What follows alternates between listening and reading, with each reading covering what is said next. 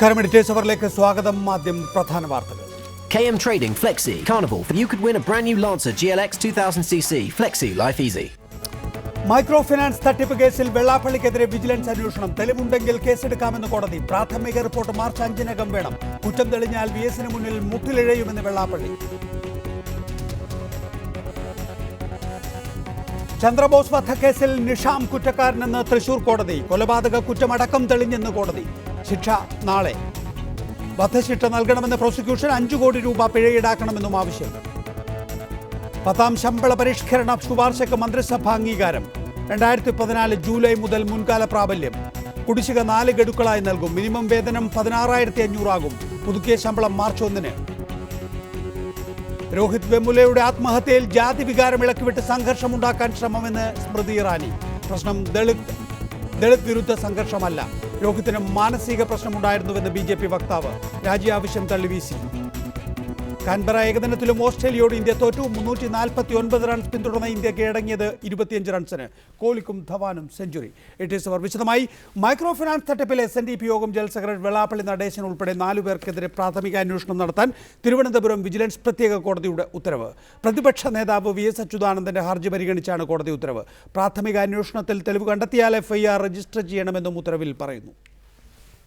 2003 മുതൽ 2015 വരെയുള്ള കാലയളവിൽ പിന്നോക്ക വികസന കോർപ്പറേഷനിൽ നിന്ന് വായ്പയെടുത്ത 15 കോടിയോളം രൂപ വ്യാജ പേരുകളും മേൽവിലാസവും നൽകി വെള്ളാപ്പള്ളിയും കൂട്ടരും തട്ടിയെടുത്തുവെന്നായിരുന്നു VSന്റെ ഹർജിയിൽ ആരോപണം. ഹർജി പരിഗണിച്ച കോടതി വെള്ളാപ്പള്ളി നടേശനെ കൂടാതെ Yogam president doctor MN Soman, micro ഫിനാൻസിന്റെ ചുമതലക്കാരൻ KK മഹേഷ്, പിന്നോക്ക വികസന കോർപ്പറേഷന്റെ മുൻ MD N നജീബ് എന്നിവർക്കെതിരെ പ്രാഥമിക അന്വേഷണം നടത്താൻ ഉത്തരവിട്ടു. പിന്നോക്ക വികസന കോർപ്പറേഷന്റെ നിബന്ധന ലംഘിച്ച് കൂടുതൽ പലിശയ്ക്ക് പണം നൽകിയതായും ചിലവഴിച്ച തുകയുടെ വിനിയോഗ സർട്ടിഫിക്കറ്റ് ഹാജരാക്കിയിട്ടില്ലെന്നും കോടതി ഉത്തരവിൽ പറയുന്നുണ്ട്. പ്രാഥമിക അന്വേഷണത്തിൽ തെളിവുകൾ കണ്ടെത്തിയാൽ FIR രജിസ്റ്റർ ചെയ്യണമെന്നും ജഡ്ജി ജോൺ K ഇല്ലിക്കാടിന്റെ ഉത്തരവിൽ വ്യക്തമാക്കുന്നു. വിജിലൻസ് അന്വേഷണത്തിലൂടെ തട്ടിപ്പിന്റെ കൂടുതൽ വിവരങ്ങൾ പുറത്തുവരുമെന്ന് VSന്റെ അഭിഭാഷകൻ ചന്ദ്രശേഖരൻ പറഞ്ഞു. 10 കോടിയോ 15 കോടിയോ ഒന്നും നിൽക്കത്തില്ല, അതിന് മുകളിലോട്ട് പോകും. അതേസമയം മൈക്രോ ഫിനാൻസിന്റെ 1 രൂപ പോലും താൻ എടുത്തിട്ടില്ലെന്ന് വെള്ളാപ്പള്ളി പ്രതികരിച്ചു. ഞാൻ ഇതിനകത്ത് 5 പൈസ മോഷ്ടിച്ചിട്ടുണ്ടെന്ന് പറയണമെന്നുണ്ടെങ്കിലോട്ടല്ല, ഞാൻ മുട്ടേ നിരം ഇത് VS അച്യുതാനന്ദന് കാലിൽ ചെന്ന് സാഷ്ടാംഗ പ്രണാമം ചെയ്യാം. അതല്ലെങ്കിൽ അദ്ദേഹത്തിന് ഇതുപോലുള്ള തറവേലയ്ക്ക് പോകാതെങ്കിലും ഇരിക്കാനൊക്കെ. മാർച്ച് മാസം 5 കേസ് കോടതി വീണ്ടും പരിഗണിക്കും. രാഷ്ട്രീയ പാർട്ടിയുമായി മുന്നോട്ട് പോകുന്ന വെള്ളാപ്പള്ളിക്ക് തിരിച്ചടി നൽകുന്നതാണ് വിജിലൻസ് കോടതിയുടെ വിധി. തെളിവ് കണ്ടെത്തിയാൽ FIR രജിസ്റ്റർ ചെയ്യണമെന്ന കോടതി പരാമർശവും നിർണായകമാണ്. തിരുവനന്തപുരത്ത് നിന്ന് സേഫ് സൈനുലാബ്ദീൻ, റിപ്പോർട്ടർ. ഈ വിഷയത്തിൽ നമ്മോടൊപ്പം A ഷുക്കൂർ, SNDP യോഗം മുൻ പ്രസിഡന്റ് വിദ്യാസാഗർ, BJP നേതാവ് ഗോപാലകൃഷ്ണൻ തുടങ്ങിയവരാണ് വിവിധ സ്റ്റുഡിയോകളിലും ടെലിഫോൺ ലൈനിലുള്ളത്. ആദ്യം ശ്രീ CK വിദ്യാസാഗർ, SNDP യോഗം ജനറൽ സെക്രട്ടറി ആയിരിക്കെ ഒരാളുടെ പേരിൽ പ്രാഥമിക അന്വേഷണം, വിജിലൻസിൻ്റെ പ്രാഥമിക അന്വേഷണം എന്നുള്ളത് ഒരുപക്ഷെ ഇത് ചരിത്രത്തിലെ ആദ്യത്തെ സംഭവമാണോ? ആ നിലയിൽ അതിന് പ്രാധാന്യമുണ്ടോ? എന്റെ അറിവിൽ ചരിത്രത്തിൽ ആദ്യത്തെ സംഭവമാണ് ഇതിനു മുൻപ് ഒരു അന്വേഷണം ഉണ്ടായിട്ടുള്ളത് SNDP യോഗത്തിന്റെ പ്രസിഡന്റ് കസേരയിൽ ഇരുന്നതിന് ശേഷം പിന്നെ മന്ത്രിയായി വന്ന ശ്രീ N ശ്രീനിവാസന്റെ പേരിൽ അദ്ദേഹം മന്ത്രിസ്ഥാനം എക്സൈസ് വകുപ്പ് കൈകാര്യം ചെയ്തതുമായി ബന്ധപ്പെട്ട് ഒരു കേസുണ്ടായത് എനിക്ക് ഓർമ്മയുണ്ട്. അതല്ലാതെ എന്റെ അറിവിൽ ഈ രൂപത്തിലുള്ള ഒരു FIR എടുക്കല് ഒരു SNDPയുടെ ഭാരവാഹിയായിട്ടിരിക്കുന്ന ആരുടെ പേരിലുണ്ടായിട്ടുള്ളത് സംബന്ധിച്ച് എന്റെ അറിവിലില്ല. ഏതായാലും ഇതിന്റെ പ്രസക്തി എത്രത്തോളം ഉണ്ടെന്ന് ചോദിച്ചാൽ ഇതിന്റെ പ്രസക്തി ഒരുപിടി കാര്യങ്ങളെ വിശദീകരിക്കേണ്ടി വരും SNDP യോഗത്തിന്റെ ഭാരവാഹികൾ. ആ വിശദീകരണങ്ങൾ അവർക്ക് കൊടുക്കാൻ അത്ര എളുപ്പമായിരിക്കും എന്ന് എനിക്ക് തോന്നുന്നില്ല. ഇന്ന് വളരെ ലാഘവത്തിൽ SNDP യോഗം ജനറൽ സെക്രട്ടറി പറഞ്ഞു, ഞാനൊരു പൈസ എടുത്തിട്ടില്ല, എടുത്തു എന്ന് കണ്ടാൽ ഞാൻ എന്റെ ശിക്ഷ സ്വീകരിക്കാൻ, ഞാൻ മുട്ടയിലെഴയാന്നൊക്കെ പറഞ്ഞതായിട്ട് കാണുകയുണ്ടായി. പക്ഷേങ്കില് അങ്ങനെ അത്ര എളുപ്പത്തിൽ ലഘുവായിട്ട് കേൾക്കാം. അത്ര എളുപ്പത്തിൽ. പക്ഷെ അതിനപ്പുറത്തേക്ക് ശ്രീ A ഷുക്കൂർ, ഒരാൾ രാഷ്ട്രീയത്തിൽ വരെ SNDP യോഗം ജനറൽ സെക്രട്ടറി ആയിരിക്കുമ്പോൾ മൈക്രോ ഫിനാൻസിൽ എന്ത് തട്ടിപ്പ് നടന്നാലും യാതൊരു ബുദ്ധിമുട്ടും CPMനോ കോൺഗ്രസിനോ ഉണ്ടായിരുന്നില്ല. ആ ആൾ രാഷ്ട്രീയത്തിലേക്ക് വരാൻ ശ്രമിക്കുമ്പോഴാണ് കോൺഗ്രസ് ഭരിക്കുന്ന വിജിലൻസും പ്രതിപക്ഷ നേതാവായ VS അച്യുതാനന്ദനും ചേർന്ന് അഴിമതി ആരോപണം ഉന്നയിക്കുന്നത്, ആ അഴിമതി ആരോപണത്തിന് ആധാരമായ തെളിവുകൾ വിജിലൻസ് കൊണ്ടുകൊടുക്കുന്നത്. ഒരാൾ വരികയാണ്, ഞങ്ങളുടെ തട്ടിപ്പ് മേഖലയാണിത്, വേറൊരാൾ കൂടി അത് പങ്കുപറ്റാൻ വരണ്ട, ഞങ്ങൾ ചവിട്ടി പുറത്താക്കും എന്ന നിലയിലാണ് ഈ അന്വേഷണത്തെ, അല്ലെങ്കിൽ ഈ രഹസ്യമായ വിജിലൻസിൻ്റെ അന്വേഷണത്തെയും ഇപ്പോഴുള്ള കോടതി വിധിയിലേക്ക് കാര്യങ്ങൾ എത്തിച്ചതിനെയും കാണേണ്ടത്. അങ്ങനെയല്ല. ഇപ്പോൾ ഇവിടെ ആലപ്പുഴയിലെ സ്ഥിതി ഞാൻ പറയാം. ആലപ്പുഴ ആറാട്ടുപുഴ എന്ന് പറയുന്ന പഞ്ചായത്തിലും കണിച്ചുകുളങ്ങര ചേർത്തല ഭാഗങ്ങളിലുമായി നിരവധി ആളുകൾക്ക് ജപ്തി നോട്ടീസ് വന്നുകൊണ്ടിരിക്കുകയാണ്. അല്ല, ഇക്കാര്യത്തിലുള്ള ക്രമക്കേടുകളെ കുറിച്ചൊക്കെ തന്നെയും വിജിലൻസിന്റെ പ്രാഥമിക അന്വേഷണം നൽകിക്കൊണ്ടുള്ള വിധിയിൽ പറയുന്നുണ്ട്. പക്ഷേ ഈ ക്രമക്കേടിനെ കുറിച്ച് പ്രതിപക്ഷ നേതാവ് ചൂണ്ടിക്കാണിച്ചത്, നിങ്ങളുടെ വിജിലൻസ് പ്രാഥമികമായ അന്വേഷണം നടത്തിയത് വെള്ളാപ്പള്ളി നടേശൻ രാഷ്ട്രീയത്തിൽ വരാൻ പോകുന്നു, രാഷ്ട്രീയത്തിൽ വരുമ്പോഴുള്ള നിങ്ങളുടെ അസൗകര്യം കണക്കിലെടുത്താണ്. അതല്ലാതെ ജനറൽ സെക്രട്ടറി എന്നുള്ള നിലയിൽ, SNDP യോഗത്തിൻ്റെ ജനറൽ സെക്രട്ടറി എന്നുള്ള നിലയിൽ വെള്ളാപ്പള്ളി നടേശനെതിരെ ഒരു അഴിമതി ആരോപണം ഉന്നയിക്കാനോ അതിനെ തെളിവ് ഹാജരാക്കാനോ രാഷ്ട്രീയ പാർട്ടികൾക്കോ വിജിലൻസിനോ ധൈര്യമുണ്ടാകുമായിരുന്നു. ഇപ്പോഴുള്ള ധൈര്യം എന്ന് പറയുന്നത് വെള്ളാപ്പള്ളി നടേശൻ നിങ്ങൾക്ക് അസ്വീകാര്യമായ രീതിയിലുള്ള രാഷ്ട്രീയ പ്രവർത്തനം നടത്തുന്നു എന്നുള്ളതുകൊണ്ട്. അങ്ങനെയല്ല മികച്ച ഒരു കാര്യം മനസ്സിലാക്കണം. ഇതിന് മുമ്പുള്ള കേസുകൾ ഞാൻ പറയാം. മൈക്രോ ഫിനാൻസിലേക്ക് വരുന്നതിന് മുമ്പ് ആലപ്പുഴ നഗരത്തിലും അമ്പലപ്പുഴ പ്രദേശത്തും പാവപ്പെട്ടവരുടെ നിക്ഷേപങ്ങൾ സ്വീകരിച്ചുകൊണ്ട് ചതയം ഫണ്ടും ഓണം ഫണ്ടും SNDP യോഗത്തിന്റെ പേരിൽ ജനറൽ സെക്രട്ടറിയുടെ അംഗീകാരത്തോടു കൂടി അദ്ദേഹം എഴുതി കൊടുത്ത കരാറിന്റെ അടിസ്ഥാനത്തിൽ നടപ്പിലാക്കിയിരുന്നു. എത്ര കോടി രൂപയാണ് പാവങ്ങളുടെ പോയത്? ഹൈക്കോടതിയുടെ റിസീവർ ഭരണത്തിൽ ഇരിക്കുകയാണ്. ഇപ്പൊ അതിന്റെ വസ്തുവകകളല്ല ആരാണ് ഉത്തരം പറയേണ്ടത്? SNDP യോഗത്തിന്റെ ജനറൽ സെക്രട്ടറി വെള്ളാപ്പള്ളി ഉത്തരം പറയണം. ഇവിടുത്തെ പ്രാദേശിക നേതാക്കളല്ല, രാജ്യത്തെയോ അല്ലെങ്കിൽ അതിന്റെ മുകളിലുള്ള നേതാക്കളോ താലൂക്ക് യൂണിറ്റ് ഒക്കെ ആളുകളല്ല ഇതിന് ഉത്തരം പറയേണ്ടത്. വെള്ളാപ്പള്ളി നടേശനാണ്. അപ്പൊ ഇതിനെല്ലാം കൂട്ടുവെക്കുകയാണ് ഇത്തരം തട്ടിപ്പിന്. ഞാൻ അതാണ് പറഞ്ഞത്. ഇപ്പോൾ ബാങ്കുകളിൽ നിന്ന് നിരവധി പിന്നോക്കമായ കോർപ്പറേഷന്റെ കാര്യത്തിൽ 15 കോടിയുടെ കാര്യമാണ് ശ്രീ അച്യുതാനന്ദൻ പറഞ്ഞത്. അതിനും അപ്പുറമാണ് തുക. ദയവായി തുടരുക. ശ്രീ ഗോപാലകൃഷ്ണൻ, ഇന്ന് KPCC പ്രസിഡന്റും പ്രതിപക്ഷ നേതാവും പിണറായി വിജയനും ഒക്കെ ആവശ്യപ്പെട്ടത് ജനറൽ സെക്രട്ടറി സ്ഥാനത്ത് വെള്ളാപ്പള്ളി നടേശൻ തുടരാൻ അർഹതയില്ല എന്നുള്ളതാണ്. ഹൈക്കോടതി ഹൈക്കോടതി ആവശ്യപ്പെട്ടിരിക്കുന്നു ക്രൈംബ്രാഞ്ചിന്റെ കുറ്റാന്വേഷണ വിഭാഗം അന്വേഷണം നടത്തണമെന്ന്. ഇത് വിജിലൻസ് കോടതി ആവശ്യപ്പെട്ടിരിക്കുന്നു ഇക്കാര്യത്തിലുള്ള പ്രാഥമിക അന്വേഷണം നടത്തി മാർച്ച് 5-ന് മുമ്പ് റിപ്പോർട്ട് സമർപ്പിക്കണം എന്ന്. ഇത് പ്രഥമ ദൃഷ്ടിയ കോടതി തെളിവ് കണ്ടെത്തിയതിന് ശേഷമുള്ള അന്വേഷണ ആവശ്യങ്ങളോ അന്വേഷണ ഉത്തരവുകളോ ആണ്. കൂടെ കൂട്ടാൻ ഇപ്പോ മടി തോന്നുന്നുണ്ടോ? ഒരു മടിയുമില്ല. കാരണം വളരെ വ്യക്തമല്ലേ കാര്യങ്ങൾ. വിജിലൻസ് കോടതി ഒരു അന്വേഷണം നടത്താൻ പറയുന്നു, അല്ലെങ്കിൽ അതിന്റെ റിപ്പോർട്ട് ഹാജരാക്കാൻ പറയുന്നു എന്ന് പറയുന്നത് ഒരു കാരണവശാലും വിജിലൻസ് കോടതി ഏതെങ്കിലും ഒരു വിഷയത്തിൽ പ്രതിയാണ് എന്ന് പരിപൂർണമായി കണ്ടിട്ടല്ല. വിജിലൻസ് ഇതിനകം തന്നെ ഒരു അന്വേഷണം നടത്തുകയും ആ അന്വേഷണത്തിൽ 83 ലക്ഷം രൂപയുടെ 5 ലക്ഷമോ 80 ലക്ഷമോ എന്ന് പറഞ്ഞു. ഞാൻ ചോദിക്കുന്നത്, വിജിലൻസ് കേസ് ഇതിലെങ്ങനെ നിൽക്കും? അഭിഭാഷകൻ എന്ന് ഞാൻ പറയാൻ ആഗ്രഹിക്കുന്നു, വിജിലൻസ് കേസ് നിൽക്കണമെന്നുണ്ടെങ്കിൽ ഏതെങ്കിലും തരത്തിലുള്ള മാൽ പ്രാക്ടീസ് നടത്തിക്കൊണ്ട് സ്വന്തമായ സ്വാർത്ഥമായ നേട്ടമുണ്ടാക്കുവാനുള്ള ശ്രമം നടത്തണം. ഇവിടെ ഞാൻ മനസ്സിലാക്കിയെടുത്തോളം മൈക്രോ ഫിനാൻസ് എന്ന് പറയുന്ന ആ ഒരു മൈക്രോ ഫിനാൻസുമായി ബന്ധപ്പെട്ട് SNDP നടത്തുന്ന എല്ലാ ക്രയവിക്രയങ്ങളും അതാത് യൂണിറ്റ് ആണ് നടത്തുന്നത്.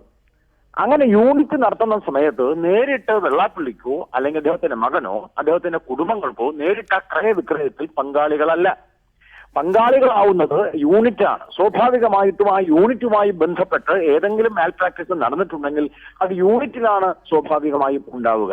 അതിനൊരു കാരണവശാലും SNDPയുടെ ജനറൽ സെക്രട്ടറി അതിൽ പങ്കാളിയാവുകയോ. ശ്രീ ചന്ദ്രശേഖരൻ എങ്ങനെയാണ് അതിന് മറുപടി നൽകുക? സ്വാഭാവികമായും റിപ്പോർട്ട് വരുന്ന സമയത്ത് കോടതി തന്നെ അത് കണ്ടെത്തും. അതിനകത്ത് ചന്ദ്രശേഖരൻ പറയൂ, താങ്കളുടെ മറുപടി അതിനെ കുറിച്ച് കൂടുതൽ പറയൂ, കേൾക്കാം. അതായത് ഒരു യൂണിറ്റിനും സർക്കാരുമായി ബന്ധമില്ല. പിന്നോക്ക വികസന കോർപ്പറേഷനിൽ നിന്ന് 5 കോടി കൈപ്പറ്റിയത് ശ്രീമാൻ വെള്ളാപ്പള്ളി നടേശനാണ്. അദ്ദേഹത്തിന് താൻ കൈപ്പറ്റിയ തുക ഏത് രീതിയിൽ വിനിയോഗിച്ചു എന്നതിന് ഉത്തരവാദിത്വം കേരള സ്റ്റേറ്റ് ബാക്ക്വേർഡ് ഡെവലപ്മെന്റ് കോർപ്പറേഷനാണ്. അവർക്ക് കൊടുത്ത ഈ യൂട്ടിലൈസേഷൻ സ്റ്റേറ്റ്മെന്റ് മൊത്തം കളവായിരുന്നു. ഈ യൂട്ടിലൈസേഷൻ സ്റ്റേറ്റ്മെന്റ് കീഴ്ഘടകങ്ങൾ കൊടുത്താൽ കീഴ്ഘടകവും വെള്ളാപ്പള്ളി നടേശനും തമ്മിലാണ് ബന്ധം. സർക്കാരും കീഴ്ഘടകവുമായി യാതൊരു ബന്ധവുമില്ല. അതുകൊണ്ട് പൊതു താല്പര്യത്തിനെതിരായിട്ട് ജനങ്ങൾക്കെതിരായിട്ടുള്ള ഒരു പ്രവൃത്തിയാണ് ചെയ്തിരിക്കുന്നത്. ദയവായി തുടരുക. ശ്രീ ഗോപാലകൃഷ്ണൻ, അവിടെയാണ് നമ്മൾ വസ്തുതാ വിരുദ്ധമായി അല്ലെങ്കിൽ വസ്തുതകളൊന്നും കണക്കിലെടുക്കാതെ വെറുതെ രാഷ്ട്രീയം പറഞ്ഞിട്ട് യാതൊരു കാര്യവുമില്ല. ഒന്ന്, 80 ലക്ഷം രൂപയുടെ തട്ടിപ്പ് നടന്നു എന്ന് വിജിലൻസിൻ്റെ പ്രാഥമിക രഹസ്യ പരിശോധനയിൽ വ്യക്തമായിരിക്കുന്നു. 2, വ്യാജ പേരും മതിയായ രേഖകളുമില്ലാതെയാണ് ലോൺ നൽകിയിരിക്കുന്നത്. അതായത് ഒരു പേരുണ്ടാക്കി, കുമാരൻ എന്ന പേര് ഉണ്ടാക്കി, ആ കുമാരന് വായ്പ നൽകിയതായി രേഖകൾ ഉണ്ടാക്കിയിരിക്കുന്നു. അതിൻ്റെ അർത്ഥം ഇതിൻ്റെ ഭാരവാഹികളാണ് ആ തുക അടിച്ചെടുത്തിരിക്കുന്നത്, ഈ കുമാരന് ലോൺ ലഭിച്ചിട്ടില്ല എന്നാണ്. രണ്ടാമത്തേത് 5%, മൂന്നാമത്തേത് 5% മുകളിൽ പലിശയ്ക്ക് വായ്പ നൽകാൻ കഴിയില്ല പിന്നോക്കക്ഷേമ കോർപ്പറേഷൻ്റെ വായ്പകൾ. പക്ഷേ ഇവിടെ നൽകിയിരിക്കുന്നത് 10-നും 14%-നുമാണ്. അതിൻ്റെ രേഖകളാണ് പ്രതിപക്ഷ നേതാവ് നൽകിയിരിക്കുന്നത്. ഈ വിധിപ്പകർപ്പിൽ അത് ഇല്ലിക്കാടൻ എടുത്തു കാണിച്ചിട്ടുമുണ്ട്. അതിന് മറുപടി. ഞാൻ അഭിഭാഷകൻ എന്ന നിലയിലാണ് ഇപ്പോൾ സംസാരിക്കുന്നത്, രാഷ്ട്രീയത്തിന്റെ അടിസ്ഥാനത്തിലല്ല. എനിക്ക് രാഷ്ട്രീയം പറയുവാനും അഭിഭാഷകൻ എന്ന് പറയുവാനുമുള്ള അവസരം തരണം. ഒന്നാമത്തെ കാര്യം, ഈ പറയുന്ന ബഹുമാനപ്പെട്ട മുൻ SNDPയുടെ നേതാവ് വിദ്യാസാഗർ, അദ്ദേഹം അഭിഭാഷകനാണ്. അദ്ദേഹം പറയുന്നത് തെറ്റാണ്. കാരണം ക്രയവിക്രയം നേരിട്ട് വെള്ളാപ്പള്ളി നടത്തിയിട്ടുണ്ടോ ഇല്ലയോ? വെള്ളാപ്പള്ളിയാണ് ഇവിടെ കുരിശിൽ തറച്ചിരിക്കുന്നത്. അപ്പൊ ക്രയവിക്രയം നേരിട്ട് വെള്ളാപ്പള്ളി നടത്തിയിട്ടുണ്ടോ ഇല്ലയോ എന്നുള്ളത് സ്വാഭാവികമായും ചർച്ചയ്ക്ക് വരുന്ന വിഷയമാണ്. വെള്ളാപ്പള്ളി നടേശൻ ക്രയവിക്രയം ചെയ്തിട്ടുണ്ടോ? കോടതി ഈ വിഷയം വാദത്തിനിടെ ഉന്നയിക്കുകയും മേടിച്ചിരിക്കുന്ന തുകയുമായി കുറവാണോ കൂടുതലാണോ ചർച്ച ചെയ്യേണ്ടി വരും. വാദത്തിനിടെ കോടതി ഈ വിഷയം ഉന്നയിക്കുകയും സർക്കാർ അഭിഭാഷകൻ അതിന് മറുപടി നൽകുകയും ചെയ്തിട്ടുള്ളതാണ്. എന്താണ് സർക്കാർ മറുപടി? ഈ തുക 15 കോടി രൂപ വിവിധ ഘട്ടങ്ങളിലായി SNDP യോഗത്തിന് നൽകുമ്പോൾ ആ തുക എഴുതി വാങ്ങിയത് വെള്ളാപ്പള്ളി നടേശനാണ് എന്നുള്ളത് കൊണ്ട് തന്നെ ഇതിന്റെ എഴുതി മേടിച്ചത് വെള്ളാപ്പള്ളി നടേശനാണെങ്കിലും എത്ര അടിയിൽ കൊടുത്തു എന്നുള്ളത് CK വിദ്യാസാഗർ, അതൊരു പ്രസക്തമായ ചോദ്യമായി അങ്ങ് കരുതുന്നുണ്ട്. വെള്ളാപ്പള്ളി നടേശൻ ജനറൽ സെക്രട്ടറി എന്നുള്ള നിലയിൽ ആ തുക എഴുതി വാങ്ങുകയും എന്നാൽ അത് താഴേക്കിടയിൽ വിതരണം ചെയ്യുമ്പോൾ അതിൽ അപാകതകൾ ഉണ്ടെങ്കിൽ താഴേക്കിടയിൽ ആരാണോ അത് വിതരണം ചെയ്തത് അവരിലേക്ക് വിരൽ ചൂണ്ടണം. വെള്ളാപ്പള്ളിയിലേക്ക് വിരൽ ചൂണ്ടുന്നത് അപക്വമാകും. അതിന്റെ ഉത്തരവുണ്ട്. SNDP യൂണിയനുകളുടെ കണക്ക് ഓരോ മാസാന്ത്യവും അടുത്ത മാസം 10-ാം തീയതിക്കകം യോഗം ജനറൽ സെക്രട്ടറിക്ക് അയച്ചു കൊടുക്കണം. ഓരോ വർഷത്തെയും വർഷാന്ത്യം ആനുവൽ കണക്ക് അയച്ചു കൊടുക്കണം. അത് ഓഡിറ്റ് ചെയ്ത് അതിന്റെ റിമാർക്സ് സഹിതം വേണം യൂണിയനിലേക്ക് തിരിച്ചു ചെല്ലാൻ. അങ്ങനെ കണക്ക് പരിശോധിച്ചുകൊണ്ടിരിക്കുന്നു. 1. നമ്പർ 2, കളിച്ചുകൊള്ളിൽ നിന്ന് ഓരോ യൂണിയനിലേക്കും മൈക്രോ ഫൈനാൻസിന്റെ നടത്തിപ്പിന് വേണ്ടിയിട്ട് യൂണിയനുകളിലേക്ക് പ്രത്യേകം ആളുകളെ ചുമതലപ്പെടുത്തി അയച്ചു നേരിട്ട്. അങ്ങനെ ഈ ചുമതലക്കാർ ചെന്ന് കഴിഞ്ഞപ്പോഴാണ് പലയിടത്തും കൂടുതൽ തിരിമറി നടന്നിരിക്കുന്നത്. അങ്ങനെ ചുമതലപ്പെടുത്തി അയച്ചതിന്റെ ഉത്തരവിന്റെ പകർപ്പ് എന്റെ കയ്യിലുണ്ട്. ഞാനിത് ആ വിജിലൻസ് കോടതിയിൽ ലഭ്യമാക്കിയിട്ടുണ്ട്. ESHR എന്ന വക്കീലിന് ഞാനത് ലഭ്യമാക്കിയിട്ടുണ്ട്, അതവിടെ ഹാജരാക്കിയിട്ടുണ്ട്. അതുകൊണ്ട് ചീഫ് എക്സിക്യൂട്ടീവ് ഇതൊന്നും അറിഞ്ഞിട്ടില്ല, ഞാൻ ചുമ്മാ ഇരിക്കുകയായിരുന്നു എന്ന് പറയുന്ന വാദത്തെ ഖണ്ഡിക്കുന്നതാണ് ഞങ്ങളുടെ സംഘടനാ ചട്ടക്കൂടും ഡോക്യുമെന്റുകളും. പക്ഷേ ഇക്കാര്യത്തിൽ CK വിദ്യാസാഗർ, താങ്കൾക്ക് ഒരുപക്ഷെ വെള്ളാപ്പള്ളി നടേശനോട് രാഷ്ട്രീയമായ വിരോധമുണ്ട് എങ്കിൽ തന്നെയും ഇതിനപ്പുറത്തേക്ക് കാര്യങ്ങൾ പോയാൽ പത്തനംതിട്ടയിൽ ഇങ്ങനെ ഒരു ക്രമക്കേട് നടന്നിട്ടുണ്ട് എന്ന് ആദ്യം സ്ഥിരീകരിച്ച് പറയുന്നത് ശ്രീ വെള്ളാപ്പള്ളി നടേശനാണ്. ഒരു കുറ്റം തൻ്റെ യൂണിയനിൽ തന്നെ നടന്നിട്ടുണ്ട് എന്ന് ബോധ്യമാകുമ്പോൾ അത് പൊതുസമൂഹത്തിനോട് വെളിപ്പെടുത്തിയ ആളായിട്ടും നമ്മൾ വെള്ളാപ്പള്ളി നടേശനെ കാണണം. അത് വിഷമമാണ് സിന്നിക്കേഷ്. പത്തനംതിട്ട യൂണിയനിലും മറച്ചു വെക്കാൻ കഴിയാത്തതാണ്. അപ്പൊ പിന്നെ പറഞ്ഞു എന്ന് പറയുന്നതിന് യാതൊരു ഔദാര്യവും കൊടുക്കാനില്ല, യാതൊരു മഹത്വവും അതിനകത്തില്ല. പത്തനംതിട്ട യൂണിയനില്, അടൂർ യൂണിയനില്, കായംകുളം യൂണിയനില് 6 കോടി, അടിമാലി യൂണിയൻ 1.5 കോടി, ഇങ്ങനെ ഓരോ യൂണിയനുകളിൽ നടന്നുകൊണ്ടിരിക്കുകയാണ്. പിന്നെ അതൊന്നും ബാക്ക്വേർഡ് കോർപ്പറേഷന്റെ അല്ല, ഷെഡ്യൂൾഡ് ബാങ്കുകളിൽ എടുത്തിട്ടുള്ളതാ. ഇതിപ്പോ 5 കോടിയുടെ അല്ലെങ്കിൽ 15 കോടിയുടെ കണക്കാക്കി ഇപ്പൊ 80 ലക്ഷത്തിന്റെ വ്യാപ്തി കണ്ടു എങ്കിൽ 5000 കോടിയുടെ ശരിക്കും പരിശോധിച്ചു കഴിഞ്ഞാൽ എത്ര കോടിയാണ് ഇതിനകത്ത് ക്രമക്കേട് വന്നിരിക്കുന്നത് എന്ന് ഊഹിക്കാൻ പോലും കഴിയത്തില്ല. ഇവിടെ ഗോപാലകൃഷ്ണൻ, ഇത് വെറും 15 കോടിയുടെ മാത്രം കണക്കാണ്. അതായത് പിന്നോക്കക്ഷേമ കോർപ്പറേഷനിൽ നിന്ന് വെള്ളാപ്പള്ളി നടേശന് 5% പലിശക്കെടുത്ത് 10-നും 14-നും ഇടയ്ക്ക് വിതരണം ചെയ്തതിലെ ക്രമക്കേടിനെ കുറിച്ചുള്ള മാത്രം അന്വേഷണം. ഇനി VS അച്യുതാനന്ദൻ ഉന്നയിച്ച മറ്റ് ചില കാര്യങ്ങൾ കൂടിയുണ്ട്. SN ട്രസ്റ്റിലെ 500 കോടിയുടെ ജീവനക്കാരെ നിയമിക്കുന്നതിനായി വാങ്ങിയ കോഴപ്പണത്തിൻ്റെ കഥ, അത് കഴിഞ്ഞതിന് ശേഷം പിന്നെ ബാക്കിയുള്ള കാര്യങ്ങളെല്ലാം വരുന്നുണ്ട്. നൗഷാദ് അടക്കമുള്ള വിഷയങ്ങളിൽ ഹെയ്റ്റ് സ്പീച്ചിൻ്റെ അടുത്ത നിയമസഭാ തെരഞ്ഞെടുപ്പിന് മുമ്പ് രാഷ്ട്രീയത്തിൽ ചേർന്നതിന്, പ്രമുഖമായി BJPക്കൊപ്പം ചേർന്നതിന് വെള്ളാപ്പള്ളി നടേശൻ കണക്കു പറയേണ്ടി വരും എന്ന കാര്യത്തിൽ യാതൊരു തർക്കവുമില്ല. നികേഷ്, വെള്ളാപ്പള്ളി നടേശൻ കണക്ക് പറയേണ്ട കാര്യങ്ങളുണ്ടെങ്കിൽ അദ്ദേഹം കണക്ക് പറയട്ടെ. പക്ഷേ എനിക്ക് ഏറ്റവും വിഷമം തോന്നുന്നത് വിദ്യാസാഗർ എന്ന് പറയുന്ന തരക്കേടില്ലാത്ത നല്ല ഒരു അഭിഭാഷകനാണ്. അദ്ദേഹത്തിന്റെ മസ്തിഷ്കത്തിൽ രാഷ്ട്രീയം ബാധിച്ചപ്പോൾ അദ്ദേഹത്തിന്റെ അഭിഭാഷക വൃത്തിയെ മറന്നിട്ടാണ് സംസാരിക്കുന്നത്. എങ്ങനെയാണ് ഇറഗുലാരിറ്റി ഒരു എക്സ്പ്ലോയിറ്റേഷൻ ആവുക? ഒരു കാരണവശാലും വിജിലൻസ് കോടതിയിൽ ഇറഗുലാരിറ്റി ഒരിക്കലും ഒരു കേസിനാസ്പദമല്ല. ഇറഗുലാരിറ്റി എന്ന് പറയുന്നത് ഒരു തട്ടിപ്പാണ് എന്ന് അദ്ദേഹം പറഞ്ഞാൽ ആ തട്ടിപ്പല്ല എന്നുള്ള വിജിലൻസ് കോടതിയുടെ എത്രയോ ഡിസിഷൻസ് ഞാൻ ഹാജരാക്കാം. ഇറഗുലാരിറ്റി ഉണ്ടെങ്കിൽ അത് വേറെയാണ് വിഷയം. ഇറഗുലാരിറ്റി തട്ടിപ്പുമായി ബന്ധമില്ല. ഒന്ന്. രണ്ടാമത്തെ കാര്യം, നേരിട്ട് പിന്നോക്ക കോർപ്പറേഷനിൽ നിന്ന് അദ്ദേഹം തുക മേടിച്ചിട്ടുണ്ടെങ്കിൽ, അങ്ങനെയാണെങ്കിൽ ആദ്യത്തെ 1-ാം പ്രതി ആരാണ് ആവുക? വെള്ളാപ്പള്ളി നടേശനല്ല, ഗവൺമെന്റാണ് ആവുക. കാരണം പിന്നോക്ക കോർപ്പറേഷനിൽ നിന്ന്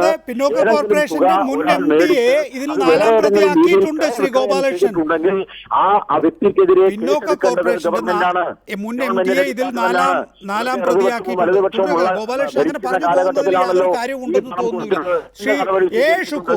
രാഷ്ട്രീയമായി ഈ ആക്ഷേപങ്ങൾ കൊണ്ട്, ഇത്തരം അന്വേഷണങ്ങൾ കൊണ്ട് വെള്ളാപ്പള്ളിയെ ഒറ്റപ്പെടുത്താനോ അല്ലെങ്കിൽ നിശബ്ദനാക്കാൻ കഴിയുമോ എന്നുള്ളതാണ് നോട്ടം. പക്ഷേ അതിനപ്പുറത്തേക്ക് കാര്യങ്ങൾ നീണ്ടുപോകുന്നത് നിങ്ങൾ കാണുന്നില്ലേ? അവർ അവരുടെ സംഘടന രൂപീകരിച്ചിരിക്കുന്നു, അതിൻ്റെ ഭാരവാഹികളെ നിശ്ചയിച്ചിരിക്കുന്നു. കഴിഞ്ഞ ദിവസം BJPയുടെ ദേശീയ നേതൃത്വവുമായി ചർച്ച നടത്തിയിരിക്കുന്നു. അടുത്ത നിയമസഭാ തെരഞ്ഞെടുപ്പാണ് ലക്ഷ്യമെങ്കിൽ അതൊന്നും വകവയ്ക്കുന്നയാളല്ല വെള്ളാപ്പള്ളി എന്ന് അദ്ദേഹത്തിൻ്റെ തുടർ നടപടികളിൽ നിന്ന് നിങ്ങൾക്ക് ബോധ്യമാകുന്നില്ലേ? അതല്ല, ഇത്തരം കാര്യങ്ങൾ കൊണ്ട് അദ്ദേഹം അല്പം സ്ലോ ആകുന്നുണ്ട് എന്നാണോ മനസ്സിലാക്കുന്നത്? വെള്ളാപ്പള്ളി നടേശൻ ഒന്നും ഭാവിക്കത്തില്ലെന്ന് ഞങ്ങൾക്ക് എല്ലാവർക്കും അറിയാം. പ്രത്യേകിച്ച് ആലപ്പുഴക്കാർക്ക് നല്ല പരിചയവും കാര്യങ്ങളും ഇതിന്റെ ദോഷവും ഒക്കെ അറിയാം. വെള്ളാപ്പള്ളി നടേശൻ ഇതൊക്കെ വെറുതെ നിസ്സാരവൽക്കരിച്ച് കാര്യങ്ങൾ നീക്കും. ഞാനൊരു കാര്യം പറയട്ടെ, ഈ താഴേക്കെട്ടിലെ പാവങ്ങളായ ഈഴവ സമൂഹത്തിൽപ്പെടുന്ന കുടുംബങ്ങൾ അവർ വ്യക്തിഭീഷണിയിലാണ്.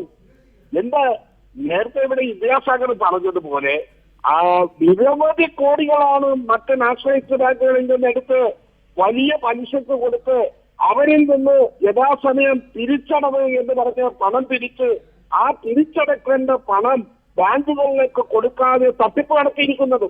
ഇതൊരു ഭാഗത്ത്. ഇത് കൂടാതെ പിന്നോക്ക കോർപ്പറേഷൻ, ഇത് BJPയുടെ നേതാവ് ഗോപാലകൃഷ്ണന്റെ പറച്ചിൽ കേട്ടാൽ ഇതുപോലെ സത്യസന്ധമായി ആത്മാർത്ഥമായി ഓരോ ജോലി ചെയ്യുന്ന വലിയ പ്രസ്ഥാനത്തിന്റെ നേതാവായിട്ടാണ് വെള്ളാപ്പള്ളി നടേശൻ. അദ്ദേഹത്തിന് ഒന്നും സംഭവിക്കാൻ പോകുന്നില്ല എന്നാണ് പറയുന്നത്. കണ്ടോളണം, ഈ സമൂഹത്തിൽപ്പെട്ട ആളുകൾ തന്നെ ഈ തട്ടിപ്പിന്റെയും വെട്ടിപ്പിന് ഇരയായിട്ടുള്ള ആയിരക്കണക്കിന് കുടുംബങ്ങൾ ഇതിനെതിരെ പ്രതികരിക്കുന്ന സ്ഥിതിയിലേക്ക് വരികയാണ്. ഈഴവ സമൂഹം തന്നെ പ്രതികരിക്കുമെന്ന വിശ്വാസമാണ് ഷുക്കൂർ പുലർത്തുന്നത്. നന്ദി ശ്രീ ഷുക്കൂർ. ഒപ്പം തന്നെ ഈ ചർച്ചയിൽ പങ്കെടുത്ത വിദ്യാസാഗർ, ചന്ദ്രശേഖർ, ഗോപാലകൃഷ്ണൻ തുടങ്ങിയവർക്കും നന്ദി. മറ്റൊരു വിഷയത്തിലേക്ക് നമുക്ക് പോകേണ്ടതുണ്ട്. ഹൈദരാബാദ് സർവകലാശാലയിലെ ദളിത് വിദ്യാർത്ഥി രോഹിത് വെമുലയുടെ ആത്മഹത്യ ദളിതരും ദളിത് വിരുദ്ധരും തമ്മിലുള്ള സംഘർഷത്തെ തുടർന്നല്ല എന്ന് കേന്ദ്ര സർക്കാർ. വികാരം ആളിക്കത്തിച്ച് ജാതീയമായ പ്രശ്നമുണ്ടാക്കാനാണ് ശ്രമമെന്ന് മാനവവിഭവശേഷി മന്ത്രി സ്മൃതി ഇറാനി പറഞ്ഞു. മന്ത്രിയുടെ വാദങ്ങൾ കാര്യങ്ങൾ മനസ്സിലാക്കാതെയാണെന്ന് വിദ്യാർത്ഥികളും പ്രതിപക്ഷ രാഷ്ട്രീയ പാർട്ടികളും പ്രതികരിച്ചു. രോഹിത് വെമുലയുടെ ആത്മഹത്യയെ തുടർന്ന് പ്രതിരോധത്തിലായ കേന്ദ്ര സർക്കാരും BJPയും ഇതൊരു ദളിത് വിഷയമല്ലെന്ന് സ്ഥാപിക്കാനുള്ള ശ്രമമാണ് ആരംഭിച്ചത്. രോഹിത്തിനെയും മറ്റ് 4 പേരെയും സസ്പെൻഡ് ചെയ്ത എക്സിക്യൂട്ടീവ് കൗൺസിലിന്റെ തലപ്പത്ത് ദളിത് വിഭാഗത്തിൽ നിന്നുള്ള പ്രൊഫസറായിരുന്നു. സർവകലാശാലയിലെ പ്രശ്നങ്ങൾ സംബന്ധിച്ച് കേന്ദ്രമന്ത്രി ബന്ദാരു ദത്താത്രേയ നൽകിയ പരാതി സ്വാഭാവിക നടപടിക്രമങ്ങൾ പ്രകാരം സർവകലാശാലയ്ക്ക് കൈമാറുകയെ മന്ത്രാലയം ചെയ്തിട്ടുള്ളൂ. സർവകലാശാലയിലെ ദളിത് വിദ്യാർത്ഥികളുടെ ആത്മഹത്യയെപ്പറ്റി 2014 കോൺഗ്രസ് MP ഹനുമന്തറാവു പരാതി നൽകിയപ്പോഴും ഇതേ നടപടിക്രമമാണ് സ്വീകരിച്ചത്. ജാതീയമായ വികാരങ്ങൾ ഇളക്കിവിടാനും പ്രശ്നം രാഷ്ട്രീയവൽക്കരിക്കാനുമാണ് കോൺഗ്രസ് ഉൾപ്പെടെയുള്ള പാർട്ടികളുടെ ശ്രമമെന്നും മാനവ വിഭവശേഷി മന്ത്രി സ്മൃതി ഇറാനി പറഞ്ഞു. That this is not a Dalit versus non-Dalit confrontation, as has been the efforts of some to ignite passions. The student who was attacked on the night of the 4th of August himself is an OBC student. An FIR with regards to the same was lodged. I am sure the state police will give you the details of the same. രോഹിത്തിന് മാനസിക പ്രശ്നങ്ങൾ ഉണ്ടായിരുന്നതായി BJP general secretary Muralidhar Rao പറഞ്ഞു. He had psychological problems, not according to me, but the letter written by himself is a revealing letter. We have to understand, once we go through that letter, one can sympathize with the problems he had with himself. CPM general secretary Sitaram Yechury, Trinamool നേതാവ് Derek O'Brien തുടങ്ങിയവർ ഇന്ന് സർവകലാശാലയിലെത്തി. Reporter, Delhi. വിഷയത്തിൽ TN Seema, MN Karassery, Kodikunnil Suresh MP, Gopalakrishnan തുടങ്ങിയവരാണ് വിവിധ സ്റ്റുഡിയോകളിലും telephone ലൈനിലും. ആദ്യം Shrimati TN Seema, ദളിതരും ദളിതരല്ലാത്തവരും തമ്മിലുള്ള സംഘർഷമാക്കി മാറ്റാനുള്ള ശ്രമം നടക്കുന്നു. 2, രോഹിത്തിന് സൈക്കോളജിക്കൽ പ്രോബ്ലം, മാനസിക വിഭ്രാന്തി ഉണ്ട് എന്നും യഥാക്രമം കേന്ദ്രമന്ത്രിയും BJPയും പറയുന്നു. കാര്യങ്ങൾ മനസ്സിലാക്കാതെയാണോ ഈ വിഷയത്തിൽ ഇടതുപക്ഷവും ഒരുപക്ഷെ BJP ഇതര കക്ഷികളാകെ തന്നെയും പ്രതികരിക്കുന്നത്?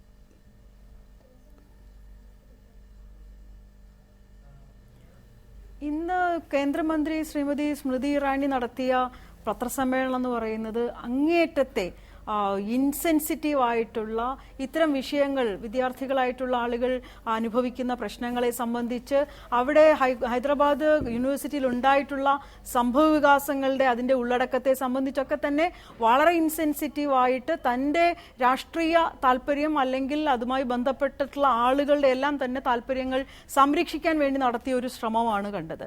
ഞാൻ ഹൈദരാബാദ് യൂണിവേഴ്സിറ്റി കോർട്ടിൽ അംഗമാണ്. ഇന്നിപ്പോൾ പ്രസിഡന്റിനും അതുപോലെ തന്നെ വൈസ് പ്രസിഡന്റിനും ഞാനൊരു കത്തയച്ചിരിക്കുന്നത് കോർട്ട് വിളിച്ചു ചേർക്കണം എന്നുള്ളതാണ്. അങ്ങനെ വിളിച്ചു ചേർത്തില്ല എങ്കിൽ ഇത്തരത്തിൽ അംഗത്വം തുടരാൻ അത് മുന്നോട്ട് കൊണ്ടുപോകാൻ തന്നെ ബുദ്ധിമുട്ടാകും എന്നുള്ള കാര്യം ഞാൻ ആ കത്തിൽ അറിയിച്ചിട്ടുണ്ട്. കാരണം ഈ യൂണിവേഴ്സിറ്റിയുടെ എക്സിക്യൂട്ടീവ് കൗൺസിൽ, അതുപോലെ തന്നെ യൂണിവേഴ്സിറ്റിയുടെ പ്രോക്ടർ കമ്മിറ്റി, ഇതിലൊന്നും തന്നെ ദളിത് ആയിട്ടുള്ള ആരും തന്നെയില്ല. ഇതുമായി ബന്ധപ്പെട്ട വിഷയങ്ങൾ അന്വേഷിക്കുന്ന ഘട്ടത്തിലൊക്കെ തന്നെ തികഞ്ഞ മുൻവിധിയോടെയുള്ള നടപടികളാണ് യൂണിവേഴ്സിറ്റി സ്വീകരിച്ചത്. അതുപോലെ തന്നെ ഇതിൻ്റെ ഒരു സബ് കമ്മിറ്റി ഉണ്ടാക്കി അതിനകത്ത് ദളിത് വിഭാഗത്തിലുള്ള ഒരാളെ കൊണ്ടുവന്നിട്ടാണ് ഇത് ദളിത് വിഭാഗത്തിൽപ്പെട്ട ആളുകൾ കൂടി ചേർന്നെടുത്ത തീരുമാനം. അതുപോലെ തന്നെ ഈ തീരുമാനം രോഹിത് അടക്കമുള്ള കുട്ടികളെ അറിയിക്കാൻ വേണ്ടി ചീഫ് വാർഡനായിട്ടുള്ള ദളിത് വിഭാഗത്തിൽപ്പെട്ട ഒരാളെ ഏൽപ്പിച്ചു. എന്നിട്ട് ദളിത് വിഭാഗത്തിൽപ്പെട്ട ആൾ തന്നെയാണ് ഇത് അറിയിച്ചത്. ഇത്തരത്തിൽ ഇന്ന് കേന്ദ്രമന്ത്രി നടത്തിയ വാർത്താ സമ്മേളനം എന്ന് പറയുന്നത് രാജ്യത്ത് ദളിത് വിഭാഗത്തിൽപ്പെട്ട ആളുകൾ, അതുപോലെ തന്നെ വിദ്യാർത്ഥികളായിട്ടുള്ള ആളുകൾ, ഉന്നത വിദ്യാഭ്യാസ സ്ഥാപനങ്ങളടക്കം അനുഭവിക്കുന്ന സാമൂഹ്യ വിവേചനത്തിന്റെ പ്രശ്നങ്ങൾ, സാമ്പത്തിക വിവേചനത്തിന്റെ പ്രശ്നങ്ങൾ, അതിനെ സംബന്ധിച്ച് ഒരു ചുക്കും തങ്ങൾക്കറിയില്ല എന്നുള്ളത് മാത്രമല്ല, ഈ വന്നിരിക്കുന്ന തെറ്റുകളെ പോലും ന്യായീകരിക്കാനുള്ള ഒരു ശ്രമമാണ് അവിടെ നടന്നത്. അതുപോലെ തന്നെ ജാതി രാഷ്ട്രീയം കളിക്കുന്നത് ഇപ്പോൾ കേന്ദ്ര സർക്കാരും അതുപോലെ തന്നെ യൂണിവേഴ്സിറ്റി അധികൃതരുമാണ്. സുശീൽ കുമാർ എന്ന് പറയുന്ന ABVP നേതാവിന് ഇവരെ ഗുണ്ടകളെന്നും രാജ്യദ്രോഹികളെന്നും എല്ലാം തന്നെ അംബേദ്കർ സ്റ്റുഡൻസ് അസോസിയേഷന്റെ പ്രവർത്തകരെ വിളിച്ചപ്പോൾ കുട്ടികൾ ഹോസ്റ്റലിൽ ചെന്ന് ഈ പയ്യനെ കൊണ്ട് അത് തിരുത്തി ഫേസ്ബുക്കിലെ പോസ്റ്റ് തിരുത്തിച്ചു. ഞാൻ ചോദിക്കട്ടെ, നമ്മുടെ ഹോസ്റ്റലുകളിലും സർവകലാശാലകളിലും കോളേജുകളിലും എല്ലാം തന്നെ വിദ്യാർത്ഥി സംഘടനകൾ തമ്മിൽ പലതരത്തിലുള്ള ഏറ്റുമുട്ടലുകൾ നടക്കാറുണ്ട്, സംഘർഷങ്ങൾ നടത്താറുണ്ട്. ഉടനെ കേന്ദ്രമന്ത്രി 4 കത്തുകൾ, 3 3 മാസത്തിനിടയിൽ 4 കത്ത് എഴുതി, അതുപോലെ തന്നെ രാജ്യദ്രോഹ കുറ്റം കുട്ടികൾ ചെയ്തിരിക്കുന്നു എന്ന വിഷയത്തിൽ യൂണിവേഴ്സിറ്റി നടപടിയെടുക്കണം എന്ന തരത്തിലേക്കുള്ള കത്തുകൾ എഴുതുകയാണോ കേന്ദ്രമന്ത്രി ചെയ്യാറുള്ളത്? എത്ര കത്തുകൾ ഞങ്ങളൊക്കെ ഗോപാലകൃഷ്ണൻ, ദളിത് വിദ്യാർത്ഥികൾ ക്യാമ്പസിൽ അനുഭവിക്കുന്ന വ്യഥകൾ എന്താണ് എന്ന് അറിയില്ല. അത് മനസ്സിലാക്കാനുള്ള ശ്രമം പോലും നമ്മുടെ മാനവവിഭവശേഷി മന്ത്രി സ്മൃതി ഇറാനി ശ്രമിക്കുന്നില്ല എന്നുള്ളതാണ് ഇന്നത്തെ വാർത്താ സമ്മേളനത്തിൽ നിന്ന് പുറത്തു വന്ന കാതലായ കാര്യം. ഒരിക്കലും അങ്ങനെയല്ലല്ലോ. വാർത്താ മാധ്യമങ്ങളിൽ ഏതെങ്കിലും സമയത്ത് ബഹുമാനപ്പെട്ട മന്ത്രി ദളിത് വിദ്യാർത്ഥികൾ അനുഭവിക്കുന്ന പ്രശ്നങ്ങൾ എനിക്കറിയില്ല എന്ന് പറഞ്ഞതായിട്ട് ഞാൻ കേട്ടില്ല. എങ്ങനെ വേണമെങ്കിലും ഒരു വാർത്തയെ വളച്ചൊടിക്കാനായിട്ട് കഴിയും. ഈ വിഷയത്തിൽ BJPയെ പ്രതിക്കൂട്ടിലാക്കാൻ വേണ്ടിയിട്ടുള്ള ശ്രമമുണ്ട്. അതുകൊണ്ട് നികേഷ് എനിക്ക് സമയം തരണം, എന്നാൽ മാത്രമേ എനിക്ക് ഈ വിഷയം പറയാൻ സാധിക്കുകയുള്ളൂ. ഒന്നാമത്തെ കാര്യം ഞാൻ 2-3 കാര്യങ്ങൾ സൂചിപ്പിക്കാൻ ആഗ്രഹിക്കുന്നു. ഒന്നാമത്തെ കാര്യം, എങ്ങനെയാണ് ഇത് BJPയുടെ തലയിൽ കെട്ടിവെക്കാനുള്ള ശ്രമം നടക്കുന്നത്? അവിടെ ABVP എന്ന് പറയുന്ന ഒരു വിദ്യാർത്ഥിയെ ആക്രമിച്ചു. ആ വിദ്യാർത്ഥിയും ദളിത് വിദ്യാർത്ഥിയാണ്. ആ ദളിത് വിദ്യാർത്ഥി അത് OBC വിഭാഗത്തിൽപ്പെട്ടതാണ്, ഇത് OBC വിഭാഗത്തിൽപ്പെട്ടതാണ്. അതുകൊണ്ടാണ് ഒരു ദളിത് കോൺഫ്രണ്ടേഷൻ അല്ല എന്ന് പറയാനുള്ള ഒന്നാമത്തെ കാര്യം.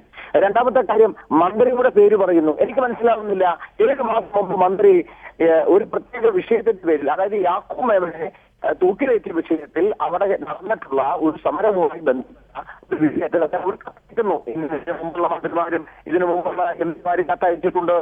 അങ്ങനെ കത്തയച്ചതിന്റെ പേരിലാണ് 8 മാസം കഴിഞ്ഞപ്പോൾ ഒരാൾ ആത്മഹത്യ ചെയ്തു എന്ന് പറയുന്നത്. അങ്ങനെയാണെങ്കിൽ നായനാർ ഭരിക്കുന്ന കാലഘട്ടത്തിലായിരുന്നല്ലോ ഈ അമ്മയായിട്ട് 5 CPM തല്ലിക്കൊന്നത്. അന്നിവിടെ നായനാർ മുഖ്യമന്ത്രിയായിരുന്നല്ലോ രാജിവെക്കാനായി ആവശ്യപ്പെട്ടത്.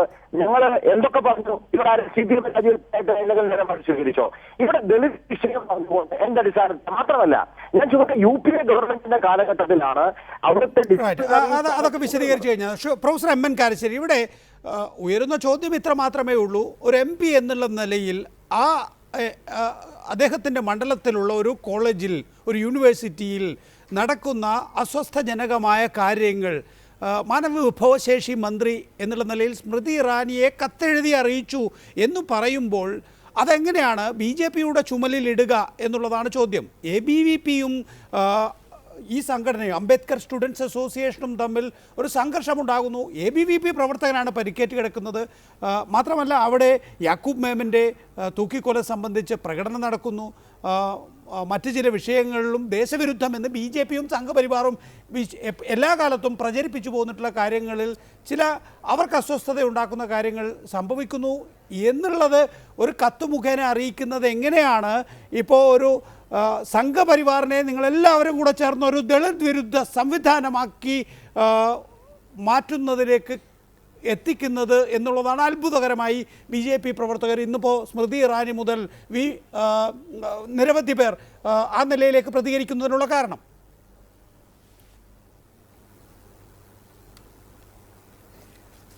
അല്ല നികേഷ്, ഈ സ്മൃതി ഇറാനി ആണെങ്കിലും മറ്റ് BJP നേതാക്കന്മാരാണെങ്കിലും അവർ ഉദ്ധരിക്കുന്നത് രോഹിത് എഴുതിയ കത്താണ്.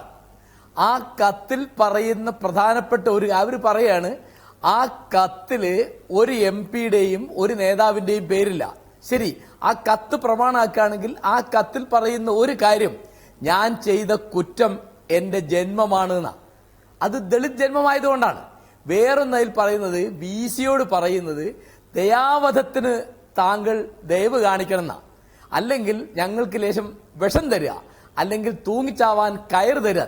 ഇപ്പൊ ഞാൻ ചോദിക്കുന്നത്, 7 മാസമായിട്ട് ഈ കുട്ടിക്ക് സഹായധനം ഫെലോഷിപ്പ് കിട്ടിയിട്ടില്ല. അയാൾ വളരെ ദരിദ്രമായ ഒരു കുടുംബത്തിലെ ഗുണ്ടൂർ ഭാഗത്തുള്ള ഒരാളാണ്. അയാളുടെ അമ്മ അവിടെയുണ്ട്. അയാളുടെ വീടിന്റെ ചിത്രം നമുക്ക് ഫേസ്ബുക്കിൽ അവൈലബിൾ ആണ്. അപ്പോൾ വളരെ ദരിദ്രനായ ഒരാൾ, ഇയാൾ 7 മാസമായിട്ട് ഇയാൾക്ക് ഫെലോഷിപ്പ് ഇല്ല. പിന്നെ ഈ രോഹിത് അടക്കമുള്ള 5 കുട്ടികളെ അവിടുത്തെ പൊതുസ്ഥലങ്ങളിൽ പ്രവേശിപ്പിക്കുന്നതെന്നാണ് വിലക്കിയിട്ടുള്ളത്.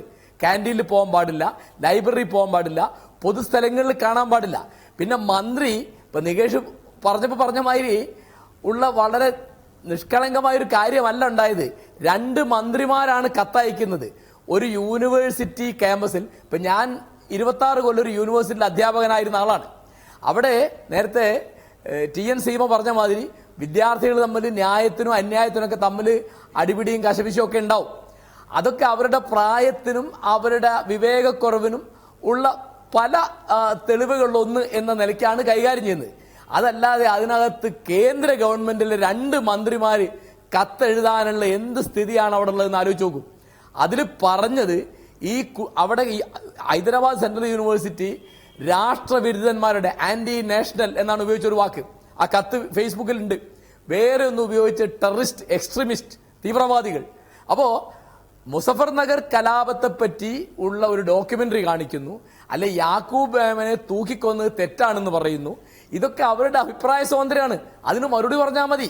അപ്പൊ യാക്കൂബ് മേമൻ ചെയ്തത് തെറ്റോ ശരിയോ, തൂക്കിക്കൊന്നത് തെറ്റോ ശരിയോ എന്നുള്ള അല്ല നമ്മുടെ ചർച്ചാ വിഷയം. നമ്മുടെ ചർച്ചാ വിഷയം അത് പറയാൻ ഇന്ത്യയിലെ ഒരു പൗരന്, ഒരു യൂണിവേഴ്സിറ്റിയിലെ റിസർച്ച് സ്കോളർക്ക് അവകാശമുണ്ടോന്ന്. അതിലൊക്കെ വരുന്നത് ABVPയുടെ ജാതി രാഷ്ട്രീയത്തെ എതിർക്കുന്നു എന്നുള്ളതിലെ പ്രശ്നം. അപ്പൊ ആ എതിർക്കുമ്പോൾ അതിനുള്ള മറുപടി വരുന്നത് എവിടുന്നാണ്? യൂണിവേഴ്സിറ്റിയുടെ ഭാഗത്തുനിന്ന് വരുന്നു. പിന്നെ കേന്ദ്ര മന്ത്രിസഭയിലെ 2 പേര് കത്തെഴുതുന്ന ഏത് സ്ഥിതിയാണ്, ഏത് പ്രശ്നമാണ് ഏത് യൂണിവേഴ്സിറ്റിയിൽ ഉണ്ടാവുക? കേന്ദ്രമന്ത്രിമാർക്ക് വേറെ പണിയൊന്നുമില്ല. ശ്രീ കൊടിക്കുന്നിൽ സുരേഷ്, ശരിയാണ്, സ്വാഭാവികമാണ്. ABVPയും അവിടെ ഒരു അംബേദ്കർ സ്റ്റുഡൻസ് അസോസിയേഷനും ഉണ്ട് എങ്കിൽ വിരുദ്ധമായ രാഷ്ട്രീയ പ്രചാരണം ഉണ്ടാവുകയും അതിൻ്റെ പേരിൽ ഒരുപക്ഷെ സംഘർഷമുണ്ടാവുക, അത് നമ്മുടെ ഇന്ത്യൻ യാഥാർത്ഥ്യമാണ്. അതൊരു രാഷ്ട്രീയമായി നമ്മൾ കാണേണ്ടതാണ്. അതിനപ്പുറത്തേക്ക് ഈ രോഹിത് വെമുലയുടെ ആത്മഹത്യ ചർച്ച ചെയ്യപ്പെടേണ്ടതല്ലേ? അതിന് കോൺഗ്രസോ അല്ലെങ്കിൽ ഇവിടെയുള്ള രാഷ്ട്രീയ പാർട്ടികളോ തയ്യാറാകുന്നുണ്ട് എങ്കിൽ മാത്രമല്ലേ മറ്റൊരു രോഹിത് വെമുല കൂടി ആത്മഹത്യ ചെയ്യപ്പെടാതിരിക്കുകയുള്ളൂ. ഉദാഹരണത്തിന് അവിടെ വിദ്യാർത്ഥിയായിരിക്കുന്ന ആൾ രോഹിത് വെമുല, അദ്ദേഹത്തിന് ഫെലോഷിപ്പ് ലഭിക്കാനുണ്ട്. ഏതാണ്ട് 1.25 ലക്ഷം രൂപ ലഭിക്കാനുണ്ട്. അദ്ദേഹത്തെ കോളേജിൽ നിന്ന് പുറത്താക്കുന്നു. 5 പേരിൽ ഒരാൾ അദ്ദേഹമാണ്. ക്യാൻറ്റീനിൽ പ്രവേശിക്കാൻ കഴിയുന്നില്ല, അതുപോലെ ലൈബ്രറിയിൽ പ്രവേശിക്കാൻ കഴിയുന്നില്ല, പൊതുസ്ഥലത്ത് ആകെ തന്നെ വരാൻ കഴിയുന്നില്ല. ഹോസ്റ്റലിൽ നിന്ന് പുറത്താക്കുമ്പോൾ റോഡിൻ്റെ തിണ്ണയിൽ കിടന്നുറങ്ങേണ്ട സാഹചര്യമാണ് രോഹിത് വെമുലയെ പോലെ ഒരു ദളിതന് ഉണ്ടാകുന്നത്. അപ്പോൾ ഇത് ഒരു രോഹിത് വെമുലയുടെയോ അല്ലെങ്കിൽ ഹൈദരാബാദ് യൂണിവേഴ്സിറ്റിയുടെയോ മാത്രം വിഷയമല്ല. ഇന്ത്യയിലാകെ തന്നെയും ദളിത് വിദ്യാർത്ഥികളുടെ സാഹചര്യം പരിശോധിച്ചാൽ ഇങ്ങനെ തന്നെയായിരിക്കും. പ്രത്യേകിച്ച് രോഹിത് വെമുല ഒരു രാഷ്ട്രീയ പ്രവർത്തകനായതുകൊണ്ടാണ് അതൊരു രാഷ്ട്രീയ സംഘർഷത്തിൽ ഏറ്റുമുട്ടേണ്ടി വരുന്നത്. ഇങ്ങനെ രാഷ്ട്രീയ സംഘർഷത്തിൽ ഇല്ലാതെ കൊഴിഞ്ഞു പോകുന്നവർ, ആത്മഹത്യ ചെയ്യപ്പെടുന്നവർ, അല്ലെങ്കിൽ നിഷ്കാസനം ചെയ്യപ്പെടുന്നവർ നിരവധി ഉണ്ടാകും ഈ രാജ്യത്ത്. അവരെ ഐഡൻറ്റിഫൈ ചെയ്യാനുള്ള ഏറ്റവും നല്ല അവസരമല്ല ഇപ്പോൾ രോഹിത് വെമുലയിലൂടെ ഉയർന്നു വന്നിരിക്കുന്നത്? തീർച്ചയായിട്ടും ഞാൻ ഈ കാര്യത്തില് വളരെ ഗൗരവമായി നമ്മൾ കാണുന്നത് ഇന്ത്യ രാജ്യത്ത് BJP ഗവൺമെന്റ് അധികാരത്തിൽ വന്നതിന് ശേഷം പകർന്നു വരുന്നുകൊണ്ടിരിക്കുന്ന അസഹിഷ്ണുതയുടെ മറ്റൊരു രൂപമാണ് രോഹിത് വെമുലയുടെ ഈ ആത്മഹത്യ. നമുക്കറിയാം, തൽബോക്കർ, കൽബുർഗി, അതുപോലെ തന്നെ പൻസാരെ തുടങ്ങിയവരെ എല്ലാം കൊല്ലപ്പെട്ടു. ഇവിടെ രോഹിത് വെമുല ആത്മഹത്യ ചെയ്താണെങ്കിലും യഥാർത്ഥത്തിൽ അത് കേന്ദ്രം ഭരിക്കുന്ന ഗവൺമെന്റിന്റെ അല്ലെങ്കിൽ 2 മന്ത്രിമാരുടെ ഇടപെടൽ കൊണ്ടാണ്. ആ വൈസ് ചാൻസലർ എന്ന് പറയുന്നത് അറിയപ്പെടുന്ന RSSകാരനാണ്. അപ്പോ ഹൈദരാബാദ് സർവകലാശാലയിൽ വൈസ് ചാൻസലറായി നിയോഗിച്ചിരിക്കുന്ന RSSകാരനായ അപ്പാറാവുവിനെ ഉപയോഗിച്ചാണ് ഈ വിദ്യാർത്ഥികളെ പുറത്താക്കിയിരിക്കുന്നത്. ഇതാരുടെ താല്പര്യ സംരക്ഷയാണ്? ABVPയുടെ താല്പര്യ സംരക്ഷിക്കാനാണ്. ABVPയെ അവിടെ ഒരു വലിയ ശക്തിയാക്കി മാറ്റുവാൻ വേണ്ടി RSSും അതുപോലെ BJP ബോധവൽക്കരണം ശ്രമിക്കുന്നു ആ ക്യാമ്പസില്. അത് ഈ അംബേദ്കർ സ്റ്റുഡന്റ് അസോസിയേഷൻകാരെ അതിലേക്ക് ആകർഷിക്കാൻ ശ്രമിച്ചപ്പോൾ അവരതിനകത്തോട്ട് പോയില്ല. അവർ ശക്തമായ നിലപാട് സ്വീകരിച്ച് അംബേദ്കർ സ്റ്റുഡന്റ് അസോസിയേഷനായി അവർ പ്രവർത്തിച്ചു. ഇതിൽ അരിശം പൂണ്ട ABVPക്കാരെ എങ്ങനെയെങ്കിലും ഈ അംബേദ്കർ സ്റ്റുഡന്റ് അസോസിയേഷനെ തകർക്കാൻ വേണ്ടിയുള്ള പല ശ്രമങ്ങൾ നടത്തി. അതിനെ ചെറുത്തു നിന്നവരാണ് രോഹിത് വെമുല ഉൾപ്പെടെയുള്ള ദളിത് വിദ്യാർത്ഥികൾ. അപ്പൊ അവരെ ഏത് വിധേനയും ക്യാമ്പസിൽ നിന്ന് പുറത്താക്കുക, അവരുടെ പ്രവർത്തനങ്ങൾ തടയാൻ വേണ്ടിയാണ് യാക്കൂബ് മേമന്റെ കാര്യം പറഞ്ഞും അതുപോലെ ദേശവിരുദ്ധ കാര്യങ്ങൾ പറഞ്ഞിട്ട് അവരെ വലിയ അന്യായമായ ചാർജ് ഷീറ്റ് ഉണ്ടാക്കി അവരെ കോളേജിൽ ക്യാമ്പസിൽ നിന്ന് പുറത്താക്കാൻ വേണ്ടി ആസൂത്രിതമായി BJPയും സംഘപരിവാറും കൂടി നടത്തിയത്. അതിൽ കേന്ദ്രമന്ത്രി നിരന്തരം ലെറ്റർ എഴുതുക, അതുപോലെ അവിടെ നിന്നുള്ള കേന്ദ്രമന്ത്രി ബണ്ടാരു ദത്തത്രയെ കേന്ദ്ര ഗവൺമെന്റ് കത്തെഴുതുക, മാനവവിഭവശേഷി മന്ത്രി അത് താഴോട്ട് കൊടുക്കുക, ഇങ്ങനെ ഒരു ചെയിനായിട്ടാണ് ഈ പ്രവർത്തനം നടന്നിരിക്കുന്നത്. അപ്പൊ ഇതിന്റെ അർത്ഥം എന്ന് പറയുന്നത് ആസൂത്രിതമായ ഗൂഢാലോചന. കാരണം ഒരു ദളിത് വംശനാശത്തിന് BJP തുടക്കം കുറിച്ചിരിക്കുന്നു എന്നുള്ളതാണ് ഏറ്റവും ഒടുവിലത്തെ ഉദാഹരണമാണ്. മാത്രമല്ല ഇപ്പൊ ഫരീദാബാദിൽ ദളിത് കുടുംബത്തെ ചുട്ടുകൊല്ലാൻ ശ്രമിച്ചു. 2 കുട്ടികളെ, പിഞ്ചു കുട്ടികളെ ചുട്ടരിച്ചു കൊന്നു. അപ്പോൾ കേന്ദ്രത്തിൽ ഒരു ഇപ്പോഴും മന്ത്രിയായിരിക്കുന്ന VK സിംഗ് പറഞ്ഞതാണ്, പട്ടിക്കുട്ടികളെ ആരെങ്കിലും കല്ലെറിഞ്ഞു കൊന്നാൽ അതിന് ഉത്തരം പറയേണ്ടത് കേന്ദ്ര ഗവൺമെന്റ് ആണോ എന്ന് ചോദിച്ച ഒരു മന്ത്രി ഇപ്പോഴും കേന്ദ്രമന്ത്രിസഭയിൽ ഉണ്ട് എന്നുള്ളത് നമ്മൾ വിസ്മരിക്കരുത്. അവിടെയാണ് ദയവായി തുടരുക. പ്രൊഫസർ TN സീമ, നിങ്ങൾ രണ്ടുപേരും കാരശ്ശേരി മാഷും സീമയും കോളേജിൽ പഠിപ്പിച്ച ആളാണ്, യൂണിവേഴ്സിറ്റി പ്രവർത്തനങ്ങളിൽ സജീവമായി ഇടപെട്ടിട്ടുള്ള ആളാണ്. ഞാൻ നേരത്തെ പറഞ്ഞതൊരു പ്രധാനപ്പെട്ട വിഷയമായി TN സീമ കാണുന്നുണ്ടോ?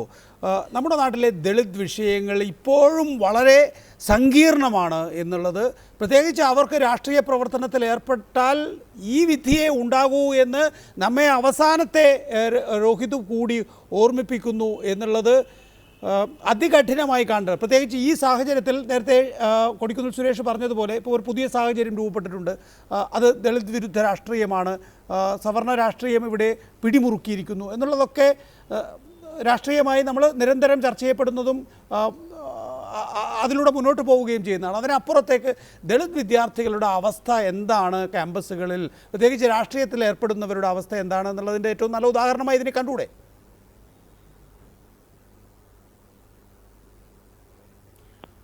തീർച്ചയായിട്ടും. കാരണം പൊതുസമൂഹം, കേരളത്തിൽ പോലും പൊതുസമൂഹം നേടിയ നേട്ടങ്ങൾ, വിദ്യാഭ്യാസത്തിലായാലും മറ്റ് സാമൂഹ്യക്ഷേമ നിലകളിലായാലും പൊതുസമൂഹം നേടിയ നേട്ടം ദളിത് വിഭാഗത്തിനോ ആദിവാസി വിഭാഗത്തിനോ അവകാശപ്പെടാൻ കഴിയുമെന്ന് പറയാനാവില്ല. കേരളത്തിൽ പോലും പറയാനാവില്ല. പ്രത്യേകിച്ച് ഉന്നത വിദ്യാഭ്യാസ മേഖലയിൽ ദളിത് വിദ്യാർത്ഥികൾ അനുഭവിക്കുന്ന പ്രശ്നങ്ങൾ ഒരുപക്ഷെ മറ്റ് സംസ്ഥാനങ്ങളെ അപേക്ഷിച്ച് അത്രയും കൂടുതൽ കേരളത്തിൽ അത്രയും ആഴത്തിൽ ഉണ്ടാവില്ല. കാരണം പൊരുതാനും പിന്നെ പ്രതികരിക്കാനും ഒക്കെയുള്ള വേദികൾ കൂടുതലുണ്ട്. സമൂഹം കുറച്ചുകൂടി വിജിലന്റ് ആണ്. പക്ഷേ 2007 പ്രൊഫസർ തൊറാത്ത് കമ്മിറ്റി ദളിത് വിദ്യാർത്ഥികളുടെ അവസ്ഥയെക്കുറിച്ചൊരു പഠനം നടത്തിയിരുന്നു. ആ പഠനത്തിന്റെ റിപ്പോർട്ടിൽ പറയുന്നത് 88% കുട്ടികൾ, ദളിത് വിഭാഗത്തിൽപ്പെട്ട കുട്ടികൾ എയിംസിൽ, IIT അടക്കമുള്ള ഉന്നത വിദ്യാഭ്യാസ സ്ഥാപനങ്ങളിൽ ഏതെങ്കിലും തരത്തിലുള്ള വിവേചനങ്ങൾ അനുഭവിക്കുന്നുണ്ട്. ഇപ്പൊ ഇവിടെ രോഹിത് കഴിഞ്ഞ 7 മാസമായിട്ട് പിന്നെ ഫെലോഷിപ്പ് നിഷേധിക്കപ്പെട്ട കുട്ടിയാണ്. പേപ്പർ വർക്കിന്റെ താമസം കൊണ്ടാണ് കിട്ടിയിട്ടില്ല എന്ന് പറയുന്നത്. അപ്പൊ സ്റ്റൈപ്പൻഡ് മുതൽ സ്കൂൾ മുതൽ അങ്ങ് ഉന്നത വിദ്യാഭ്യാസ രംഗം വരെ ദളിത് വിദ്യാർത്ഥികൾക്ക് കൊടുക്കുന്നു എന്ന് പറയുന്ന സാമ്പത്തിക പിന്തുണ അവർക്ക് സമയത്തിന് കിട്ടുന്നില്ല എന്നുള്ളൊരു വലിയ പ്രശ്നമുണ്ട്. അതുപോലെ തന്നെ പ്രൊഫസർ തൊറാത്ത് കമ്മിറ്റി പറയുന്ന ഒരു കാര്യമാണ്, പലപ്പോഴും മാർക്ക് ഇടുന്ന കാര്യത്തിൽ, ഇന്റേണൽ അസസ്മെന്റ് അത്തരം കാര്യങ്ങളിൽ ദളിത് വിദ്യാർത്ഥികൾക്ക് കൂടുതൽ വിവേചനം അനുഭവിക്കേണ്ടി വരുന്നു. ഹോസ്റ്റലുകളിൽ ചിലപ്പോൾ ചില ഭാഗം തന്നെ അവർക്ക് വേണ്ടി ചില പ്രത്യേക ഭാഗത്തേക്ക് അവരെ മാറ്റി നിർത്തുന്നു. മെസ്സിൽ ഇതുപോലെ തന്നെയുള്ള വിവേചനങ്ങൾ ഭക്ഷണത്തിന്റെ കാര്യത്തിലൊക്കെ തന്നെ നേരിടേണ്ടി വരുന്നു. അപ്പോൾ ഈ രോഹിതിന്റെ കത്തിൽ കാരശ്ശേരി മാഷ് പറഞ്ഞതുപോലെ തന്നെ ഈ ജനനം മുതൽ ജീവിതത്തിന്റെ ഓരോ ഘട്ടത്തിലും നേരിടേണ്ടി വരുന്ന വിവേചനങ്ങളെ സംബന്ധിച്ച് ഒരുപാട് അനുഭവങ്ങൾ ഇന്ത്യയിലെ ദളിത് വിദ്യാർത്ഥികൾക്ക് ഉന്നത വിദ്യാഭ്യാസ സ്ഥാപനങ്ങളടക്കം പറയാനുണ്ടാകും. ഹൈദരാബാദ് യൂണിവേഴ്സിറ്റിയിൽ പക്ഷെ എല്ലായിടത്തും നടക്കുന്നു എന്നുള്ളത് കൊണ്ട് ഇതിനെ സാമാന്യവൽക്കരിക്കാൻ കഴിയില്ല. മറിച്ച് ഹൈദരാബാദ് യൂണിവേഴ്സിറ്റിയിൽ ഇപ്പോൾ നികേഷ് ചോദിച്ചതുപോലെ ദളിത് വിദ്യാർത്ഥികൾ സംഘടിച്ചു കഴിഞ്ഞാൽ അതിനെ ഉടനെ മുദ്ര കുത്തുന്നത് രാജ്യദ്രോഹം എന്ന് പറഞ്ഞുകൊണ്ടാണ്. യാക്കൂബ് മെമന്റെ വധശിക്ഷയ്ക്കെതിരായിട്ട് എത്രയോ ആളുകൾ പ്രതികരിച്ചിട്ടുണ്ട്. CPM അതിനെതിരെ പ്രതികരിച്ചല്ലോ, വധശിക്ഷ എന്ന് പറയുന്നത് അവസാനിപ്പിക്കേണ്ടതാണെന്ന് പറഞ്ഞല്ലോ.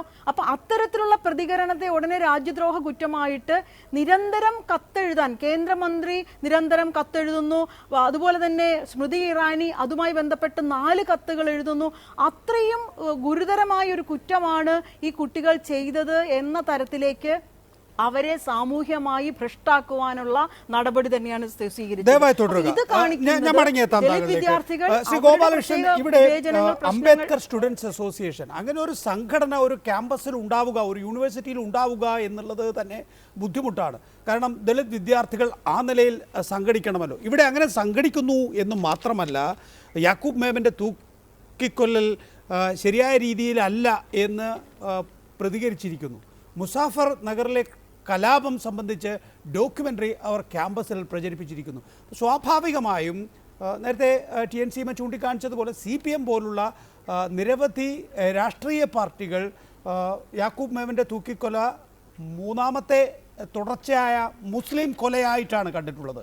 അപ്പോൾ ഈ തരത്തിലുള്ള ദേശീയ രാഷ്ട്രീയ പാർട്ടികൾ പോലും പ്രതികരിച്ച വിഷയത്തിലാണ് ഇങ്ങനെയൊരു സംഘടന തങ്ങളുടെ അഭിപ്രായം രേഖപ്പെടുത്തി മുന്നോട്ട് പോകുന്നത്. അവിടെയാണ് ദത്താത്രേയെ പോലുള്ള കേന്ദ്രമന്ത്രിമാർ രാജ്യസ്നേഹം എന്താണ്, രാജ്യവിരുദ്ധ പ്രവർത്തനം എന്താണ് എന്ന് വിവച്ഛേദിച്ച് സഹപ്രവർത്തകയായ മന്ത്രിക്ക് കത്തെഴുതുന്നത്. അവിടെ ജനുവരിയിൽ ഓഗസ്റ്റിൽ ഇതേ വിഷയത്തിൽ തന്നെ അങ്ങനെ ഒരു പരാതി ഉണ്ടായപ്പോൾ കുറ്റം കാണാത്ത യൂണിവേഴ്സിറ്റി മന്ത്രിയുടെ കത്തുകളെ തുടർന്ന് ജനുവരിയിൽ കുറ്റം കാണുകയും ഈ കുട്ടിക്ക് പുറത്തു പോകേണ്ടി വരുന്നു, ഈ കുട്ടിക്ക് ഫെലോഷിപ്പ് നിഷേധിക്കപ്പെടുന്നു, ഈ കുട്ടിക്ക് ഹോസ്റ്റലിൽ പ്രവേശിക്കാൻ കഴിയാതെ വരുന്നു, ഈ കുട്ടിക്ക് ക്യാൻറ്റീനിൽ പോലും ഭക്ഷണം കിട്ടാത്ത അവസ്ഥ വരുന്നു, കടത്തിണ്ണയിൽ കിടന്നുറങ്ങുന്നു, മാസങ്ങൾ കഴിയുമ്പോഴേക്കും അതിൽ നിന്നും നിഷ്കാസനം ചെയ്യപ്പെടുന്നു, അങ്ങനെ ആത്മഹത്യ ചെയ്യേണ്ടി വരുന്നു. അവിടെയാണ് കൊടിക്കുന്നിൽ സുരേഷ് പറഞ്ഞ രാഷ്ട്രീയത്തിലേക്ക് ഞാൻ തിരികെ വരുന്നത്. ഈ ഭരണകൂടം അധികാരത്തിലെത്തിയതിന് ശേഷമുണ്ടല്ലോ ദളിത് വിരുദ്ധ പ്രവർത്തനങ്ങളാണ് ഈ രാജ്യത്ത് നടക്കുന്നത്. നികേഷ്, നിങ്ങൾ എത്ര ശ്രമിച്ചാലും ഈ നാട്ടിലെ ദളിത് വിഭാഗത്തിൽപ്പെട്ട ആളുകളെ BJPക്കെതിരെ തിരിക്കാൻ സാധിക്കില്ല. കാരണം അങ്ങനെയാണെങ്കിൽ നിങ്ങളുടെ ചോദ്യം ആദ്യം പോകേണ്ടത് അടൂരിലെ പെൺകുട്ടികളെ പീഡിപ്പിച്ചതിനെ കുറിച്ചാണ്. എന്നൊരു കാര്യം ഞാൻ നമുക്ക് മുഖ്യമന്ത്രി ഉമ്മൻചാണ്ടിക്കെതിരെ സംസാരിക്കാം. ഈ കൊടിക്കുന്നിൽ സുരേഷിന്റെ തൊട്ടപ്പുറത്താ ഒന്ന് പോയി കാണാമായിരുന്നില്ലേ? 2 കുട്ടികളെ പീഡിപ്പിച്ചില്ലേ അടൂരില്? എന്റെ ദളിത് കുട്ടികളല്ലേ? എന്റെ കൊടിക്കുന്നിൽ സുരേഷ് പോയില്ല. ഞാൻ രാഷ്ട്രീയം പറയല്ല, പക്ഷെ ഞാൻ കാര്യം പറയാം. എനിക്ക് നികേഷ സമയം തരണം. ഈ ക്യാമ്പസിൽ ഏറ്റവും കൂടുതൽ ദളിത് വിദ്യാർത്ഥികൾ ഏത് രാഷ്ട്രീയ പ്രസ്ഥാനത്തിലാ നികേഷ് അന്വേഷിക്കുക? ഞാൻ നികേഷിന് റിപ്പോർട്ട് തരാം. ഈ ക്യാമ്പസിൽ ഏറ്റവും കൂടുതൽ ദളിത് വിദ്യാർത്ഥികൾ പ്രവർത്തിക്കുന്നത് ABVP-യിലാണ്. എന്ന് മാത്രമല്ല, ആദ്യം ദളിത് വിഭാഗത്തിൽപ്പെട്ട ആ ഒരു വിദ്യാർത്ഥിയെ അടിച്ചത്, OBC വിഭാഗത്തിൽപ്പെട്ട ഒരു വിദ്യാർത്ഥിയെ അടിച്ചത്, ഈ അടി കിട്ടിയത് ABVP വിഭാഗത്തിൽപ്പെട്ട ആളുകൾക്കാണ്.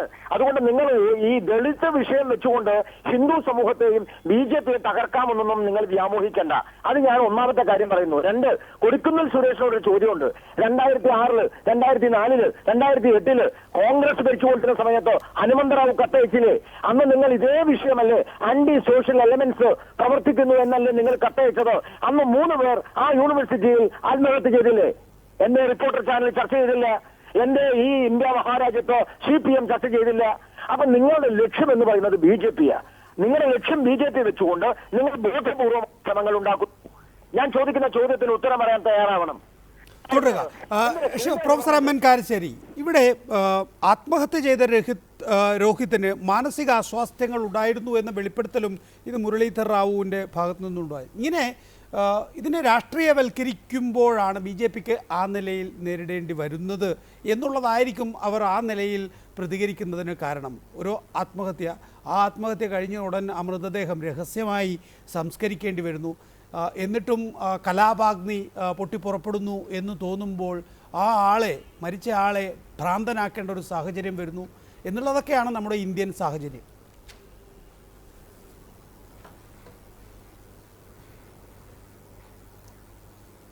നികേഷ്, ഇതിലൊരു വളരെ പ്രധാനപ്പെട്ട ചോദ്യം, മാനസികമായ അസ്വാസ്ഥ്യമുള്ള ഒരാളെ ഒരു ഗവേഷക വിദ്യാർത്ഥിയായിട്ട് യൂണിവേഴ്സിറ്റിയിൽ പ്രവേശിപ്പിക്കാൻ പറ്റുമോ? ഇപ്പോ അദ്ദേഹത്തിന്റെ മരണാനന്തരം ആ മനുഷ്യന്റെ സ്മരണയെ അനാദരിക്കുന്ന പണിയാണ് BJP എടുത്തുകൊണ്ടിരിക്കുന്നത്. വലിയ കഷ്ടമാണിത്. കാരണം അദ്ദേഹം ഒരു ASA, അംബേദ്കർ സ്റ്റുഡൻസ് അസോസിയേഷൻ എന്നുള്ള ഒരു പ്രസ്ഥാനത്തിന്റെ ആ ക്യാമ്പസിലെ നേതാവാണ്. അനവധി സമരങ്ങൾക്ക് നേതൃത്വം കൊടുത്ത ആളാണ്. അദ്ദേഹം എഴുതിയതിന്റെയും പ്രസംഗിച്ചതിന്റെയും ഒക്കെ ഫോട്ടോകളും വിവരങ്ങളൊക്കെ ധാരാളമായിട്ട് ഫേസ്ബുക്കിൽ വരുന്നുണ്ട്. ഒരു ഭ്രാന്തനാണ് എന്ന് പറഞ്ഞാൽ ഇനിയിപ്പോ അദ്ദേഹത്തിന്റെ സ്മരണയും കൂടി അനാദരിക്കാമെന്ന് മാത്രമേ ഉള്ളൂ. എത്ര പുച്ഛത്തോടു കൂടിയാണ് ഈ മനുഷ്യനെ, ഈ ഗവേഷകനെ, ഈ വിദ്യാർത്ഥിയെ, ഈ ദളിത് പ്രവർത്തകനെ അവർ കണ്ടത് മാത്രമേ ഇത് കാണിക്കുന്നുള്ളൂ. പിന്നെ അദ്ദേഹത്തിന് ഭക്ഷണം നിഷേധിച്ചു, അദ്ദേഹത്തിന് ഉറങ്ങാനുള്ള സൗകര്യം നിഷേധിച്ചു, അദ്ദേഹത്തിന് ക്യാമ്പസിൽ പെരുമാറാനുള്ള അവകാശം നിഷേധിച്ചു. അപ്പോൾ ഒരു ഭ്രാന്തനാണ് ഇതിനൊന്നും ആവശ്യമില്ലല്ലോ. ഭ്രാന്തനാണ് അവിടെ തെറ്റല്ലേ? മാനസികമായ അസ്വാസ്ഥ്യമുള്ള ആളാണെങ്കിൽ അദ്ദേഹത്തെ ആന്റി സോഷ്യൽ എന്ന് വിളിച്ചതും ആന്റി നാഷണൽ എന്ന് വിളിച്ചതും ടെററിസ്റ്റ് എന്ന് വിളിച്ചതും എക്സ്ട്രീമിസ്റ്റ് എന്ന് വിളിച്ചതൊക്കെ തെറ്റാണ്. കാരണം മാനസികമായ അസ്വാസ്ഥ്യമുള്ള ഒരാൾക്ക് ഇത്തരം ചുമതലകളൊന്നുമില്ല. അദ്ദേഹത്തിന് ഒരു കുറ്റകൃത്യത്തിന്റെയും പേരിൽ ആരോടും മറുപടേണ്ട ഉത്തരവാദിത്തം ഇന്ത്യയിൽ നിലനിൽക്കുന്ന പീനൽ കോഡ് അനുസരിച്ചില്ല. ഒരു ഭ്രാന്തനെ കൊലക്കുറ്റത്തിനോ അല്ലെങ്കിൽ കയ്യേറ്റത്തിനോ വിചാരണ ചെയ്യാൻ പറ്റില്ല. ABVP നേതാവ്, എന്റെ ഓർമ്മ ശരിയാണെങ്കിൽ അദ്ദേഹത്തിന്റെ പേര് സുശീൽ കുമാർ എന്നാണ്, അദ്ദേഹത്തെ കയ്യേറ്റം ചെയ്തതാണ് കേസെങ്കിൽ ഇദ്ദേഹം മാനസിക അസ്വസ്ഥയുള്ള ആളാണെങ്കിൽ അത് കേസേ അല്ല. അത്തരം മാനസിക അസ്വാസ്ഥ്യമുള്ള ഒരാള് സുശീൽ കുമാറിന്റെ മുറിയിൽ ചെന്നിട്ട് അദ്ദേഹത്തെ ആക്രമിച്ചു എന്നുള്ളതിന്റെ പേരിലാണോ ദത്താത്രേയ ഇത്രയും കത്തുകൾ എഴുതിയത്? അതിന്റെ പേരിലാണോ സ്മൃതി ഇറാനി ഇത്രയും കത്തുകൾ എഴുതിയത്? അതിന്റെ പേരിലാണോ അവിടുത്തെ വൈസ് ചാൻസലർ ഇത്ര മാരകമായ നടപടി എടുത്തത്? അങ്ങനെയാണെങ്കിൽ അവരാണ് മറുപടി പറയേണ്ടത്. മാനസിക രോഗമുള്ള ഒരു ഗവേഷകനെ എങ്ങനെയാണ് കൈകാര്യം ചെയ്യുക എന്നുള്ളത് ദക്ഷിണേന്ത്യയിലെ വളരെ പ്രധാനപ്പെട്ട ഉന്നത വിദ്യാകേന്ദ്രങ്ങളിലൊന്നായ ഹൈദരാബാദ് സെൻട്രൽ യൂണിവേഴ്സിറ്റിയുമായുള്ള ഒരു സ്ഥാപനത്തിന് അറിഞ്ഞുകൂടാ എന്ന് വന്നാൽ വലിയ കഷ്ടമാണ്. മാത്രമല്ല, ഇത്രയും പ്രധാനപ്പെട്ട ഒരു യൂണിവേഴ്സിറ്റിയുടെ, ഏത് യൂണിവേഴ്സിറ്റിയുടെ ആണെങ്കിലും ഗവൺമെന്റും രാഷ്ട്രീയവും മന്ത്രിമാരും എം പിമാരും അവിടുത്തെ നിത്യ ഭരണത്തിൽ, ഡേ ടു ഡേ അഫയേഴ്സിൽ, നിത്യനൈമിത്യങ്ങൾ എന്ന് പറയുമല്ലോ, അത്തരം കാര്യങ്ങളിൽ നയപരമായ ഒരു കാര്യമല്ല ഒരു അച്ചടക്ക നടപടി എന്ന് പറയുന്നത്. ഒരു വകുപ്പ് അധ്യക്ഷനോ അല്ലെങ്കിൽ രജിസ്ട്രാറോ അല്ലെങ്കിൽ അങ്ങേയറ്റം VCO കൈകാര്യം ചെയ്യുന്ന ഒരു കാര്യമാണ്. അങ്ങനെയാണ് ഈ നാട്ടിൽ യൂണിവേഴ്സിറ്റികളൊക്കെ നടക്കുന്നത്. ഇപ്പോൾ സെൻട്രൽ യൂണിവേഴ്സിറ്റി ആണെങ്കിലും സ്റ്റേറ്റ് യൂണിവേഴ്സിറ്റി ആണെങ്കിലും ഒക്കെ ഇതിലേക്ക് മന്ത്രിമാർ കയറി അഭിപ്രായം പറയാം. എന്നിട്ട് ഇപ്പോൾ പാർട്ടി പറയാണ് ഇയാൾക്ക് ഭ്രാന്തായിരുന്നു. ഭ്രാന്തായിരുന്നെങ്കിൽ അയാളുടെ പേരിൽ എടുത്ത എല്ലാ നടപടിയും മനുഷ്യത്വ വിരുദ്ധമാണ്, ഇന്ത്യയിൽ നിലവിലുള്ള പീനൽ കോഡിനെതിരാണ്. അതിനവർ വേറെ മറുപടി പറയണം. അവസാനമായി ശ്രീ കൊടിക്കുന്നിൽ സുരേഷ്, മണ്ഡൽ റിപ്പോർട്ടിൽ മേലുണ്ടായിട്ടുള്ള ആത്മാഹുതി, അത് ആ വിഷയത്തിൽ കുറേ മുന്നോട്ട് പോകുന്നതിന് വേണ്ടിയും രാജ്യമാകമാനം ആ വിഷയം എത്തിക്കുന്നതിനും സഹായിച്ചിട്ടുണ്ട്. ഇപ്പോൾ ഉത്തർപ്രദേശ് അടക്കമുള്ള സംസ്ഥാനങ്ങളിൽ നിയമസഭാ തെരഞ്ഞെടുപ്പ് പച്ചയായ കക്ഷി രാഷ്ട്രീയത്തിൽ കൊണ്ടുവന്നെത്തിക്കാൻ കോൺഗ്രസിൻ്റെയും അല്ലെങ്കിൽ BJP ഇതര കക്ഷികളുടെയും ഭാഗത്തുനിന്ന് ശ്രമമുണ്ടോ? അതുകൊണ്ടാണ് ഇതൊരു Dalit versus non Dalit issue അല്ല എന്നും ആ നിലയിൽ കലാപമുണ്ടാക്കാനുള്ള ശ്രമം നടത്തുന്നവരെ സ്മൃതി ഇറാനി അപലപിക്കുകയും ചെയ്തിട്ടുള്ളത്. നികേഷ്, ഈ BJP ഗവൺമെന്റ് അധികാരത്തിൽ വന്നതിന് ശേഷം നമ്മുടെ രാജ്യത്തെ ന്യൂനപക്ഷങ്ങൾക്ക് മേൽ മാത്രമല്ല അസഹിഷ്ണുത വളർത്തുന്നത്.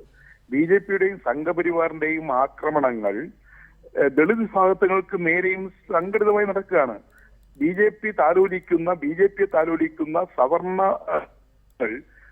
രാജസ്ഥാനിൽ, ഹിമാചൽ പ്രദേശില്, ഹരിയാനയില്, മഹാരാഷ്ട്രയില്, മധ്യപ്രദേശില് എല്ലാം തന്നെ വ്യാപകമായി ദളിതരെ പീഡിപ്പിക്കുന്നു, സവർണരെ അഴിഞ്ഞാടുകയാണ്. BJPയുടെയും സംഘപരിവാറിന്റെയും പിന്തുണയോടുകൂടിയാണ് നടക്കുന്നത്. അപ്പോൾ ദളിത് വിഭാഗങ്ങൾക്ക് നേരെയും അസഹിഷ്ണുത വളർത്തിക്കൊണ്ടുവരുന്ന ഒരു സാഹചര്യം ഇന്ത്യ രാജ്യത്ത് BJP നേതൃത്വം കൊടുക്കുകയാണ്.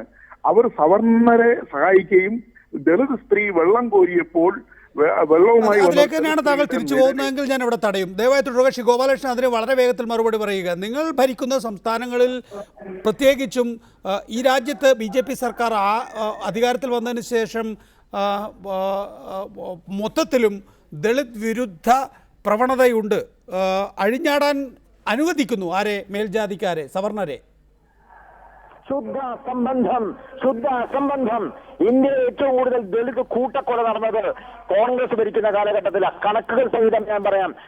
കൊടിക്കുന്നിൽ സുരേഷ് തയ്യാറാണെങ്കിൽ ഓരോ കണക്കുകൾ പറയാം. ഈ കേരളത്തിലടക്കം എത്രയോ ദളിത് കുടുംബങ്ങളെ നിരാലംബരാക്കിയത്, എത്രയോ ദളിതുകളെ ഇല്ലാതാക്കിയത് ഈ കോൺഗ്രസ് ഭരണകൂടമാണ്. യഥാർത്ഥത്തിൽ ദളിതുകളെ മനുഷ്യരായി കാണാൻ സംഘപരിവാർ തയ്യാറാകുന്നില്ല എന്നുള്ള ആക്ഷേപം ഇപ്പോൾ കൊടിക്കുന്നിൽ സുരേഷിൻ്റെതല്ല, പരമ്പരാഗതമായി സംഘപരിവാറിന്റെ മേലുള്ളതാണ്. സംഘപരിവാറിനെതിരെ ഇവിടെ വ്യാപകമായിട്ടുള്ള കുപ്രചരണങ്ങളുടെ ഗാന്ധിയെ കൊന്നവർ സംഘപരിവാറാണെന്ന് പറഞ്ഞിട്ടാണല്ലോ അതേപോലത്തെ കുപ്രചരണം. പക്ഷേ ഇന്ത്യയിൽ ഏറ്റവും കൂടുതൽ ദളിതുകൾ പ്രവർത്തിക്കുന്ന പ്രസ്ഥാനം സംഘപരിവാറാണ്. നികേഷ്, ഇന്ത്യയിൽ ഏറ്റവും കൂടുതൽ ദളിത് കുടുംബങ്ങൾ ഉള്ളത് സംഘപരിവാറില്ല. ഇന്ത്യയിൽ ആദ്യമായിട്ട് ഒരു ദളിതനെ ആ രീതിയിൽ പ്രധാനമന്ത്രിയാക്കിയത് ഇപ്പോ നരേന്ദ്രമോദിയാക്കിയത് BJP-യാണ്. ശ്രീമതി TN സീമ, ന്യൂനപക്ഷങ്ങൾക്ക് നേരെ മാത്രമല്ല ദളിതുകൾക്ക് നേരെയും വ്യാപകമായ അക്രമങ്ങൾ ഉണ്ടാകുന്നു എന്നുള്ളതിൻ്റെ തെളിവായി നിങ്ങൾ ഈ വിഷയത്തെ ഉയർത്തി കാണിക്കുന്നുണ്ടോ?